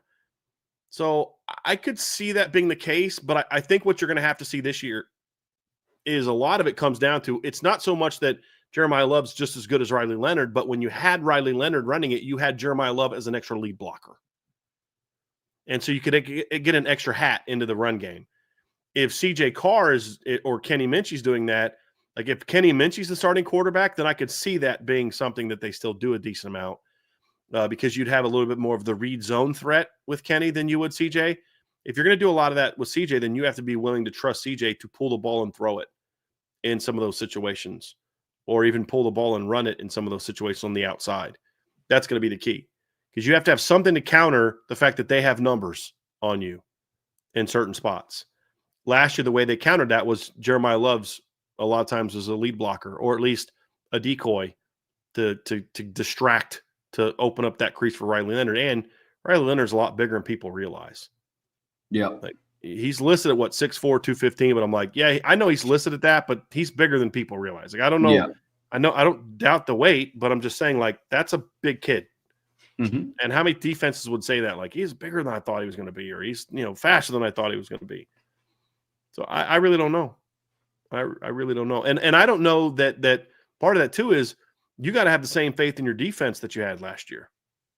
Will Marcus Freeman have the same? Like, we keep thinking about Riley Leonard, but part of that was he had supreme confidence that his defense could get off the field if they didn't get it on 4th down. Will he have that this year with the new coordinator? There's just way too many questions for me to have a a definitive, like, confident answer on that. Sure. My answer would most likely be sell, because I just think this team is still going to be really good, but I don't feel great about that. I still think they're going to be aggressive in those situations. I just think it'll be a lot different. Well, but that's a 100% guess. some of it's also going to come down to what's their third down conversion percentage. Mm-hmm. Notre Dame was not good on third down last year. And to put some numbers behind it, in 2024, they had 30 fourth down conversion attempts. In 2023, they had 17. More games were played in 2024, 3 more games to be exact. I'm not saying they would have went for it 13 times on fourth down across 3 games, but point being, the third down conversion percentage in 2023 was higher than what it was in 2024. Mm-hmm. So some of it's going to depend. And also, and that right there, Trev, I want to speak on the third down thing part before we move past that, because it's a great point. But also you have to consider that first of all, Notre Dame was not as good on third down. Just forget the percentage. Just breaking down film, they were not as effective on third down last year as they were in the 2 previous years. Okay. Having said that, some of that difference in percentage is dictated by the fact that because they were so confident going for it on fourth down, that it changed their third down play calls. sure. Where there were times their third down play call was, we're not necessarily trying to get a first down here. We're trying to make sure that we get in a better fourth down situation to go for it. Now, the first time they did that against Texas A&M, that was not the case, because it was 2nd and 1, 3rd and 1, 4th and 1. Your play call on 3rd and 1 was like, let's get 3 inches closer so Riley can get it. But there were times when your third down call was in fact geared towards, hey, let's get in a better situation here. And you know, you may do a quarterback draw or a quicker throw. And you'd like to get the first down, but as long, you know, like, hey, we're going to throw a little hitch route here on 3rd and 12 and see what we can get. And then see what we get. And then now we can determine if we're going to go for it on fourth down, where the goal, it wasn't we got to throw a deeper pass to get a first down. So that factored into it as well. That is more of what I'm curious about this year, Trev, is are they more willing to not necessarily go to the sticks on third down on certain concepts, knowing that they're going to go for a fourth down as they were last year? That's the bigger question that I have. Do they have more confidence they can get third downs this year because of the difference in the ability to throw the football this season? That's the other part of it. Yeah. So you may not even find yourself in as many 4th and 2s because you went for first down shots on 3rd and 6 more than you did last year. That's a factor as well. Yeah. Overall, with this submission, I'm going to sell it because I don't think they're going to punt more. I think that the fourth down attempts will be less than 30, but I don't think that's because it's going to be punts, I guess, if that makes sense, which kind of leads into the second one, which is buy, sell, hold. Notre Dame will have a worse conversion rate on 4th and 2 or less in 2025 than 2024. You know what's they're at 73.3 last year. That's actually pretty good. On just 4th and 2 or fourth down in general? Well, I mean, a lot of those fourth downs were 4th and 2s or less. But yeah, there were some. I mean, 4th and 5 against Louisville on that first drive near midfield, throw to Jaden Greathouse or Jaden Thomas. I'll say, here's why I'm going to say sell. The reason I'm going to sell is there's always give and take when you're talking about a new team. No, they don't have a quarterback as good as Riley Leonard, but their running backs are a year older, year deeper in the system. But the big thing too is I have a lot more faith in the offensive line to be the reason that they get first downs this year than I did last year. Last year was basically all about, 90% of it was about Riley. Now it's just like, just give it to Jeremiah and say, get behind those horses and, let's get behind Jagasol and Craig, and we're just follow those guys to freedom. You know what I'm saying? Like, that's what we're doing here. Whereas I didn't have that faith in that. Let's run behind this guy. I mean, if you were going to run behind anybody last year, it was going to be a 290-pound true freshman. I'm not putting that on him. As far as just like, he's so good that we're just going to run behind that guy. Well, I have a lot more confidence this year in saying, hey, let's run behind Knapp and Schrouth, or let's run behind Jagasol and Emil, or let's run right at a wedge where Schrouth, Jagasol, and Craig are just pulling people off the ball. That's part of it too that factors into it. So there's a lot of different factors that go into that other than just not having Riley Leonard. Not that he's saying that, not BA5 is saying that, but that's just what a lot of the conversation has been about. Now, if you don't have Riley, yeah, but you're going to be better on the offensive line. You're better at running back. You've got a quarterback that can read the RPO better. You've got a quarterback that can run the read zone, read the run zone, you think, more effectively, hypothetically. I'm just not saying CJ Carr is. I'm just saying in general, when you're having these debates, those things can be true. Sure. So a lot of those things factor into it. Mm-hmm. Yeah, absolutely. Buy, sell, hold from P. Hamilton 16. Adon Schuler will be selected in the top 3 rounds of the NFL draft whenever he declares. I'll buy that. I think it'll test relatively well. That one's tricky. I think it'll also be considered a better run defender than what Xavier was. Sure. Heck with it. We're having fun today. I'll buy it. I think if Xavier was in the mid 4.5, then he would have been drafted higher. Yeah. Like the NFL's weird with safeties. Like they're slowly starting to like kind of devalue the safety position. Yep. Like it's so potentially, yeah, it's definitely possible for sure. Buy, sell, hold. 2015 Notre Dame was better than 2012 Notre Dame. So they were more talented. They weren't better. No. 2012 Notre Dame would have found a way to win at Clemson late in that game. 2012 Notre Dame doesn't give up that last field goal drive to Stanford. There's no way Stanford in 2015 scores 38 points on Notre Dame's 2012. No way. And who in 15 would they have lost to that they beat with the 2012 team? This is a great submission because I like the dichotomy of the more talented team versus the team with the better record. It's a really legitimate submission. Yeah. But I just think there's a big difference in talent and how good the team was. And in a big game, I trusted Bob Diaco way more than I trusted Brian Van Gorder. What? Yeah, I know, crazy sentiment, but I did. I'm with you. Buy, sell, hold. Georgia wins the SEC.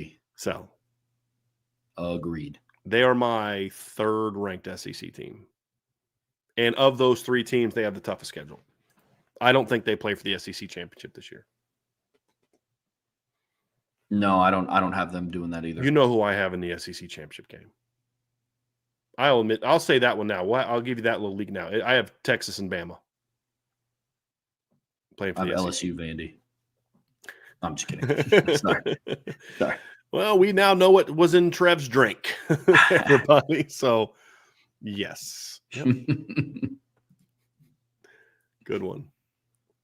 Buy, sell, hold from AST 12321. If it happened, the grandson of a legendary Michigan coach leading Notre Dame to the promised land would be one of the biggest narratives in the modern history of college football. Oh, absolutely. Because we talk about beloved figures. Lloyd Carr was a very respected coach. Yeah. Like very well-liked coach nationally. If his grandson then leads Notre Dame to a title, that would be a huge story.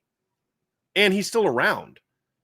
So I know he's dealing with some issues, like health issues, but like he's still around. I mean, you'd be talking to him, he'd be interviewing him, he'd be talking about the comparisons of the teams and stuff like that. Oh, absolutely, that'd be a huge story. Yeah. Oh, couldn't agree more. And I would just love saying it. Oh, it'd be great. Yeah, it'd be fantastic. Buy, sell, hold. If healthy, Jordan Faison gets more snaps than Will Pauling. I'm torn on this one. It depends on, do they just leave Faison outside and then play Will Pauling at both spots? If then, maybe.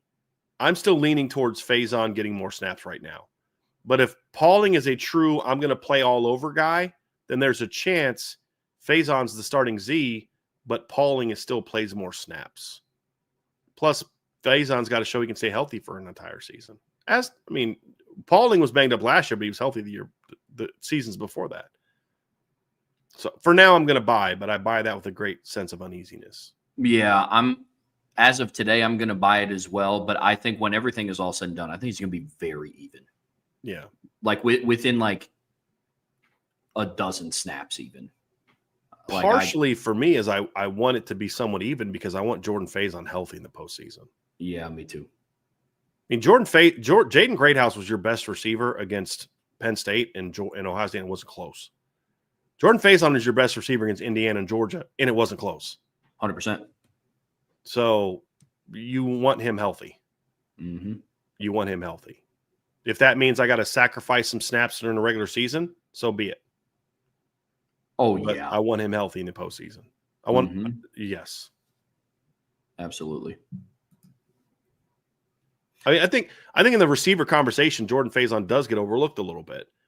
And he went from being overrated last year. People talking about he might be their best receiver. No, he's not. So I think maybe a little bit of an underappreciation for him now. And because of how good Greathouse was in the last two games, we forget how good Faison was the first two games of the postseason. I mean, he went for almost 100 yards in the what did he finish with, like 90 something against Indiana? What was his numbers against? He went Indiana? like 7 for 89. 7 for 89 against Indiana. And that was one of the best secondaries that Notre Dame played all year. To me, that secondary was every bit as the corners anyway were every bit as good as Georgia's corners. I mean, D'Angelo Pons is a dude. Yeah. But he was a heck of a player that game. And he was impactful against Georgia as well. I mean, his numbers won't blow you away.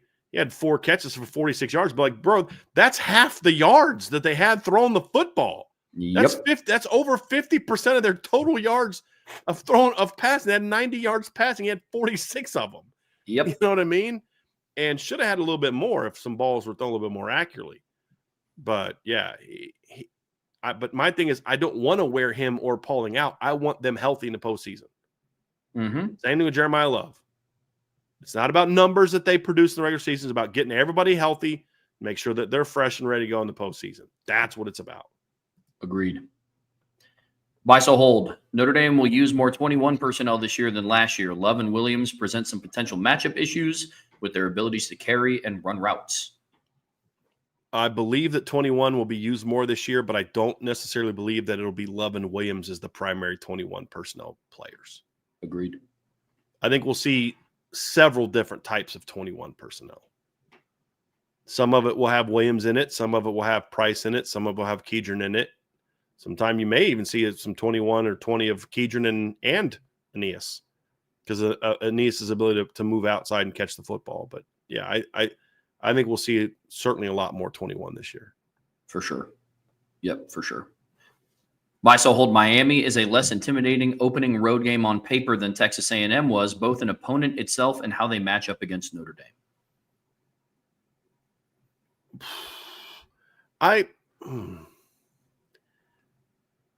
I buy that, but not by a ton.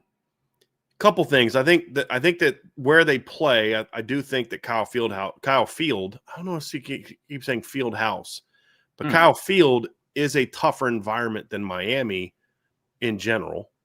That Miami Stadium can get really loud if they're playing well, but you never know what you're going to expect from the Miami crowd. And there's 20, 30,000 at least more people there. I do think A&M was the better team of the two going into the season, but as much as I talk about Carson Beck being overrated, he's still a better quarterback in my opinion than Connor Wegman. And I think Miami's got a little bit more athleticism at the receiver position than what A&M had last year. I also think Miami's probably a little better in the offensive line than what A&M was last year. But I don't think the A&M defense is as good as the Miami defense will be as good as what A&M's was last year. Everybody keeps talking about how good Miami's defensive line is, and I think it's a good defensive line. They got to play Ruben Bain. I'm like, do you guys know who was on that defensive line at Texas A&M last year? Like, that was a ridiculous defensive line.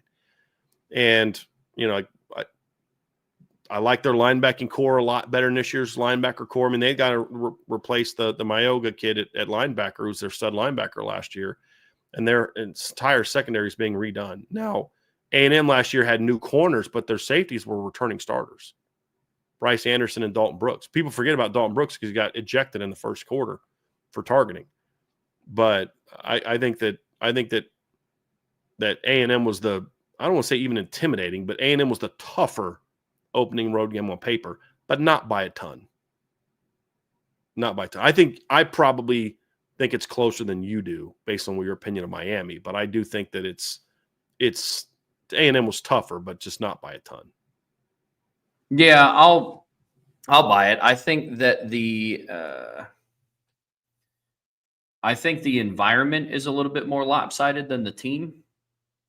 If I'm being honest, I think Kyle Field is a much harder place to play than Hard Rock Stadium. I think a lot of Notre Dame fans just have a lot of PTSD from what happened in 2017, Sure. which is fair. That game was gross. One of the 2 Notre Dame games I've ever turned off. But When Ian Book's pick 6. that would be the one in the second half. Yep. Yeah. Yep. That's when I was like, yep, I'm good. I don't need to see anymore. What's the other one? Michigan 2019. Oh yeah. If I couldn't turn it off because I was in the press box, but trust me, I wanted to leave. Just take a nap. Yes, that's what I'm out. Yeah. So you turned it off in the second quarter of that Miami Notre Dame game. Mm-hmm. Oh my gosh. Yeah. Wow. So I was like, this is just terrible. It was 27-0. I get it. But yeah, wow. Mm-hmm. Especially because they had climbed back into the top 10. And I was like, okay, this Notre Dame team could do something. And then you go out and lay an egg that bad, showed up, didn't even want to be there. I was like, even if they make some sort of comeback, I'm not going to feel happy about it. It's like, this is disgusting. So, plus, I was also in college and it was a Saturday night. So there were things to do afterwards, but it was horrible. When Brian Kelly punted from the 35-yard line after that just disaster of a second and third down play calls, I was just like, what are they doing here? Mm-hmm. What are they doing? That was like, this is not good. You could just see the clinching that he had. Like, that was bad. Oh, yeah. That was bad. Oh, yeah. Super chat from PK. Thank you so much for the super chat. Not necessarily a buy so hold, but I do like this. And PK, we haven't seen you in a while, man. So good to see you back. Thank you for the super chat. Haven't seen you post in a while. Thank you. Could you see a day where the offensive line consists of Gerby Lambert, Charles Jagasaw, Cam Herron, Anthony Knapp, Will Black from right to left? All-time Notre Dame offensive line. I'm going to sell that. And here's why I'm going to sell that. I think by the time we see – I think we could see the one guy that I would have out of there is Jagasaw. Because by the time the starting lineup is Lambert, Herron, Knapp, and Black, which we could see, I think Jagasaw's gone to the NFL by then. Yeah. That'd be maybe 2027. And I think that they're gone. Because I think 2026, the starting offensive line could look a lot like the one we were going to see this year, with maybe one exception. You know, like maybe one guy goes pro and, you know, maybe Emil goes pro and Gerby steps in at right tackle or something like that. But like, I don't think Jags will be there. I don't think you're way off, but I don't think Jags will be there. I don't think Jags will be there. I also, especially if he starts this entire season at left tackle as well, I don't see a scenario where Joe Rudolph moves away from Anthony Knapp at left tackle. Truly. Even though you have guys like Lambert and Will Black at tackle, if he has basically 30 starts at left tackle, I don't see him going into a 26 or a 27 being like, yeah, you're not our left tackle. I could actually see it because it's his recruit. It's his recruit, moving his recruit for his recruit. Maybe. It's one of those where I hope you're right, but as of right now, I have a hard time. I have a hard time seeing that. Good coaches are willing to do that. We saw that with Harry moving Nick Martin in the middle of the 2014 season. We saw that with him moving Jarrett Patterson in 2022. So good coaches are willing to do that. And I hope that Joe Rudolph is one of those guys. But I get your hesitation, Trev. I'm being a little bit petty with my response on that. Buy so hold from We Are Notre Dame. Miami will win more games than Texas A&M.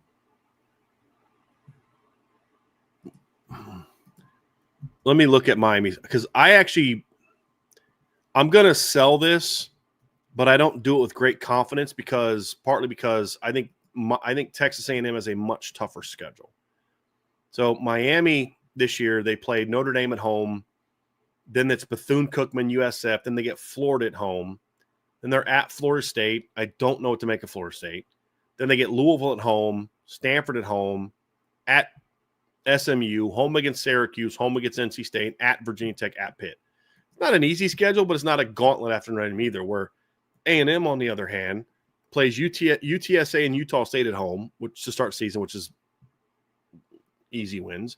And they're at Notre Dame, home against Auburn, home against Mississippi State, home against Florida, like Miami, at Arkansas, at LSU, at Missouri, home against South Carolina, home against Samford, at Texas. So I'm going to sell it, but I don't think it's going to – I could see Miami being a very mediocre-looking 9-3 team because of the schedule they play. I could also see them being a really good 10-2 team and having 2 tough losses in there to Notre Dame and, like a Louisville or a Florida State or a Pitt or a Virginia Tech on the road, something like that.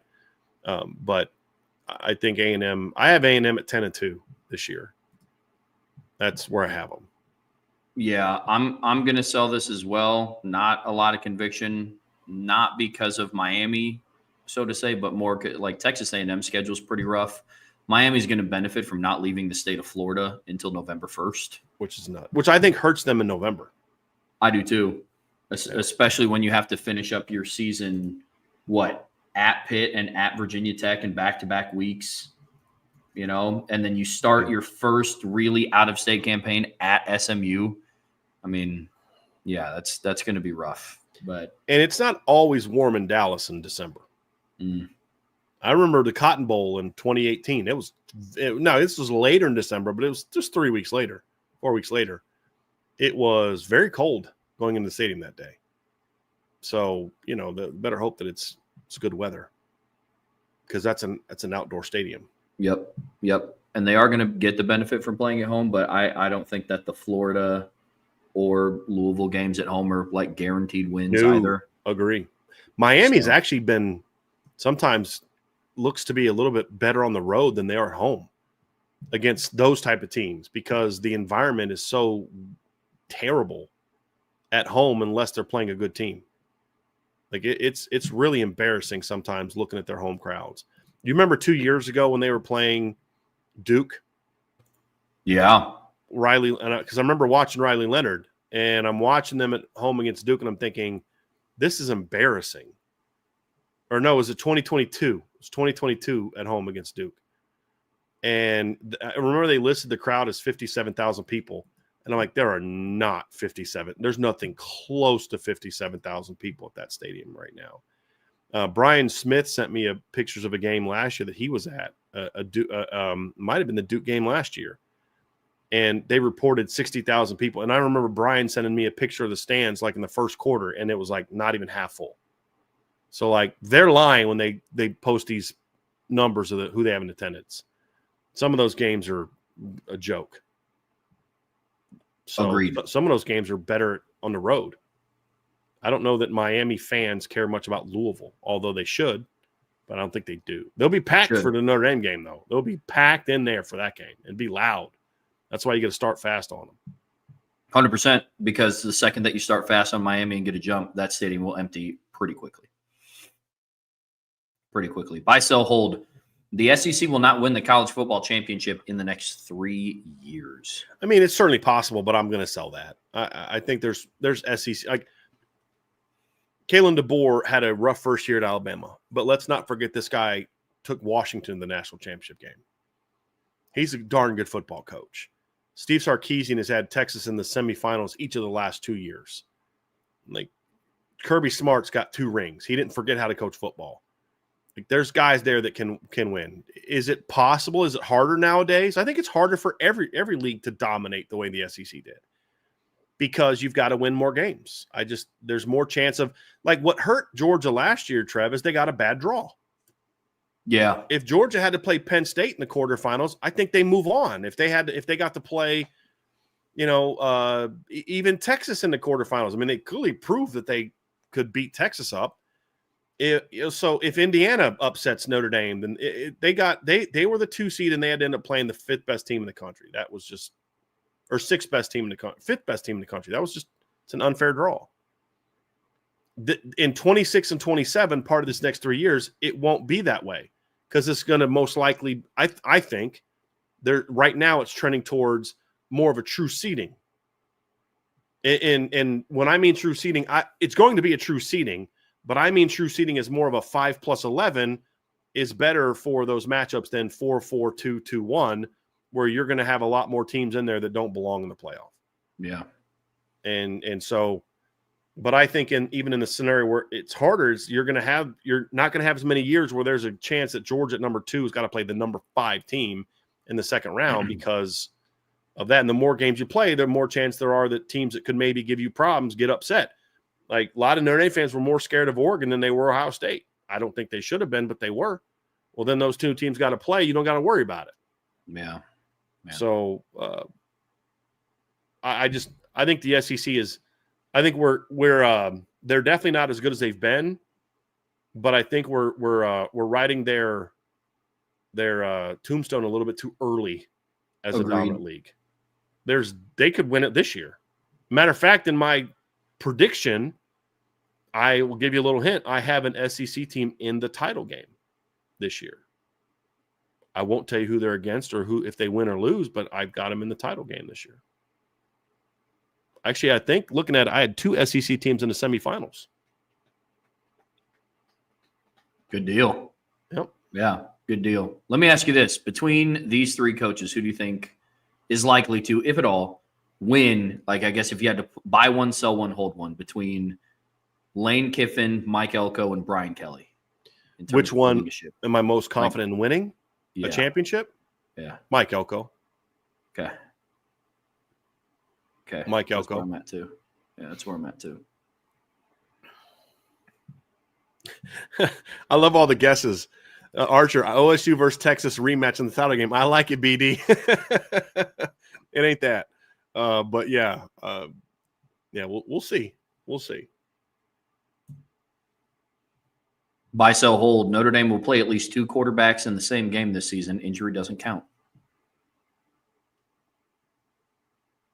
I mean, are we talking like, yeah, I think they're going to play a lot of quarterbacks in 2 games. Is when they're blowing a team out, they're going to get a second quarterback in. I don't think that's what he means. I think the spirit of the question is probably what we've talked about before, which is they're going to have a package for the second quarterback. And it's possible. I'll buy it as a possibility. But if you were to ask me, would I do it? I'd say no, I wouldn't do it. I don't think Kenny Minchie brings the element that people think he does as a running quarterback. I think Kenny Minchie's still a passing quarterback. We've said it before. He's who happens to be pretty athletic.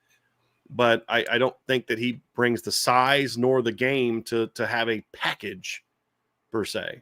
And I don't know that that's good for your starting quarterback to have the guy that he has to battle all spring now having a package where if you falter and he gets to execute a good package. And honestly, I don't know that that's good for Marcus Freeman to do as you're trying to build up the narrative is going to be if, Kenny Minchie's coming in there and he's got this small package and he executes it well in the game where CJ maybe doesn't play well or vice versa, then that's a lot more pressure on that kid because of that. And now the noise gets louder and louder to play the other guy. There's always going to be that. As soon as one of the guys doesn't play well, the people who wanted the other guy are going to be like, this is why you should have played CJ or this is why you should have played Kenny or whatever. I would not want to put either one of those guys in that situation. So in what the spirit of what you think you're asking, I'm going to sell that. In the sense of that their 2 quarterbacks will definitely play this year. Yeah, they definitely will. Because they'll have some blowouts where he'll play. And I would put Kenny in the game at times earlier to get him some legit work than maybe I would have otherwise. Not in like week 3, but after the first 4 or 5 games, I would do that. Get him some more work. Sure. Yeah, absolutely. Buy, sell, hold. Oklahoma will have more wins than Nebraska this year. Sell. Oh, I want to talk about that. I want to go back to the other one. The one exception for me, Trev, is let's say you're playing Purdue and CJ just lights Purdue on fire in the first half. I'd have no problem starting the second half with Kenny. Oh, not at all. Because in that situation, there's no doubt about why Kenny's playing earlier in the third quarter. Plus, it's like CJ just tore that team up. I'd be more hesitant if CJ's okay in the first half. And then if he's got 195 yards passing and 3 touchdowns at halftime, and he's completing 80% of his passes, and it's 38-0. I'd start Kenny in the second half with the starters to get him a little bit of work running the offense, because you never know what may happen. CJ gets down a week later, goes down a week later, something like that. You need to get Kenny some real work, or vice versa. If it's Kenny that rips up Purdue in the first half, I'd get CJ some work in the third quarter for the same exact reason. That if that guy's number's called, you want there to be at least some work on game day in not true mop-up minutes where you're actually running it with the first-team offense and things like that. I would do that. Oh, sure. No, that I completely agree with. I've made my thoughts known about the whole package thing. I'm not going to open up that can of worms again. But, yeah, I'm with you on that. And then you did sell that Oklahoma will have more wins than Nebraska. I think Oklahoma has even if I think they are comparable teams, which I don't, I like Nebraska more than Oklahoma right now. I do. I'm not sold on Oklahoma. I don't think they're as good as people think they are. I'm not sold on Oklahoma. Okay. But even with that being true, take away my feeling that I think that even if they're comparable rosters, what it boils down to for me is I think Nebraska has an easier road. Cincinnati at home, Akron at home, Houston Christian at home, Michigan at home. So Michigan and Nebraska and Oklahoma both get an early home game against Michigan. Michigan State at home, at Maryland, at Minnesota, home against Northwestern, home against USC, at UCLA, at Penn State, home against Iowa. That's not an easy schedule, but that's an easier schedule than this, where you got Illinois State, then Michigan, at Temple, Auburn, Kent State at home, Texas in Dallas, at South Carolina, home against Ole Miss, at Tennessee, at Alabama, home against Missouri, home against LSU. Like, if they're comparable, that's still a much tougher road than the other. So some of y'all in the chat, y'all need Jesus, man. I'm just saying. How do you take that as what I said, you weirdos? I love this chat, man. I love IB people. But yeah, that's where I'm at, Trev. I just think that the road for, even if I think Oklahoma's going to be an improved team, that's a really tough schedule. Yeah. Yep. Agreed. One thing I will say, side note, has nothing to do with this. It's a team that you brought up. Michigan's schedule this year is kind of not. It's not easy. Like look, at Oklahoma, at Nebraska. Yeah. So in order, they open against New Mexico at home, and then they're at Oklahoma, then they're home against Central Michigan, then they're at Nebraska, then they're home against Wisconsin, then they're at USC, home against Washington, at Michigan State, home against Purdue, at Northwestern, at Maryland, home against Ohio State. Yeah, it's not easy. No, that's not great. And you don't have a bye in between, like you're at Oklahoma, home against Central Michigan, at Nebraska. Then you have a bye, and then you're home against Wisconsin, and then you're at USC. Yeah, that's not great. That's not great at all. Do you have the chat turned off right now, Trevor? Yeah. It's probably good. That's probably best. I'll clue you in after the show. You got it. Yeah, you got it. Buy, sell, hold from Domer Grizz. A summer enrollee freshman who we hope could contribute will be more limited than we anticipate due to the late start, similar to Lambert last year. Yeah, I buy this because I think that's exactly the position to look for. I think the only position where getting in the summer compared to the spring really hurts you is offensive line. Yeah. And so I think there are some people in the Notre Dame fan base that are just expecting Will Black, a top 5 national player, to walk in and eventually unseat Anthony Knapp. And that's going to be really hard to do. Number one, Anthony Knapp's, I think, better than just a guy that's going to get beat out by week one. Like somebody asked, I think yesterday, the odds of Anthony Knapp starting against Michigan, Will Black starting against Michigan. And I was like, unless there's an injury and Anthony Knapp moves inside, that's going to be unlikely, highly unlikely, because of the late start. I mean, that's a position where it's much tougher for an offensive lineman to start.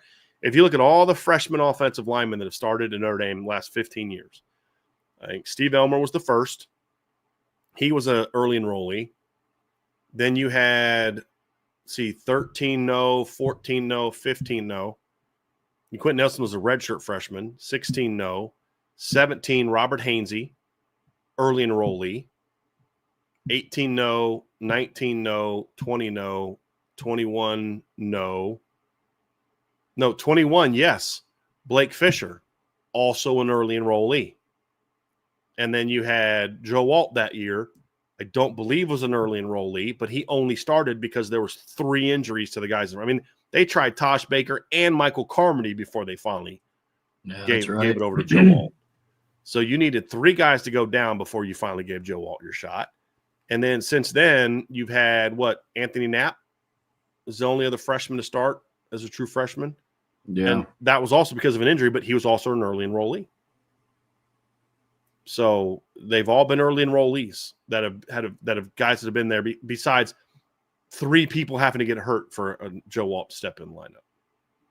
It's a good point. Ronnie Stanley wasn't. He didn't start as a true freshman, was he? He played a couple games early, and then he got hurt, and they had to redshirt him because that was back when you couldn't play without taking a red shirt.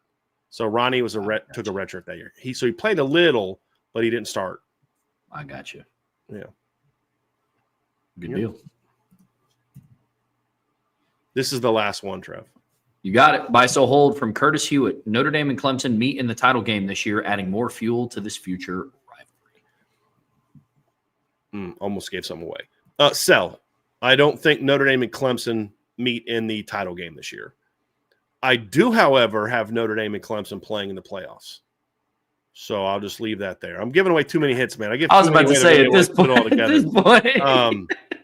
But I do have them playing in the playoffs, but I don't think it'll be the title game.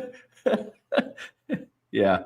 I would like that though, because I do think them playing between now and 2027 would actually add a lot to that when that series kicks off.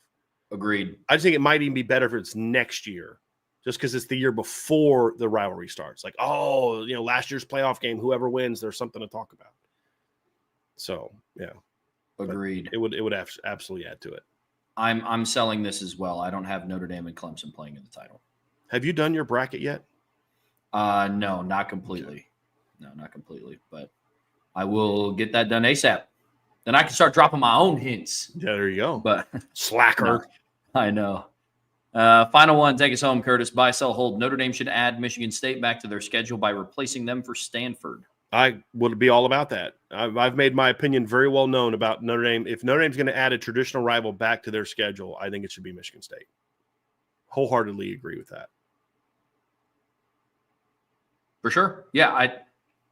If that's the option on the table, then yeah, I would take Michigan State. I don't love Stanford being on the schedule anymore, truly. I just don't think it does much for you outside of every other year when you're not traveling out to Los Angeles to play USC. It gets you out to California. But outside of that, it does nothing for you. So just make it to the playoffs every year and make deep runs, and then kids are going to see you play in the Rose Bowl every couple of years. There you go. Mm-hmm. There you go. Agreed. So, Trev, that is it for today's Buy, Sell, Hold. So I didn't realize that we are at 4 hours now. I had no clue. There were so many great submissions. I didn't realize how long the show was today. Y'all did a great job with those questions. So why don't you go ahead and take us out of here, Trev?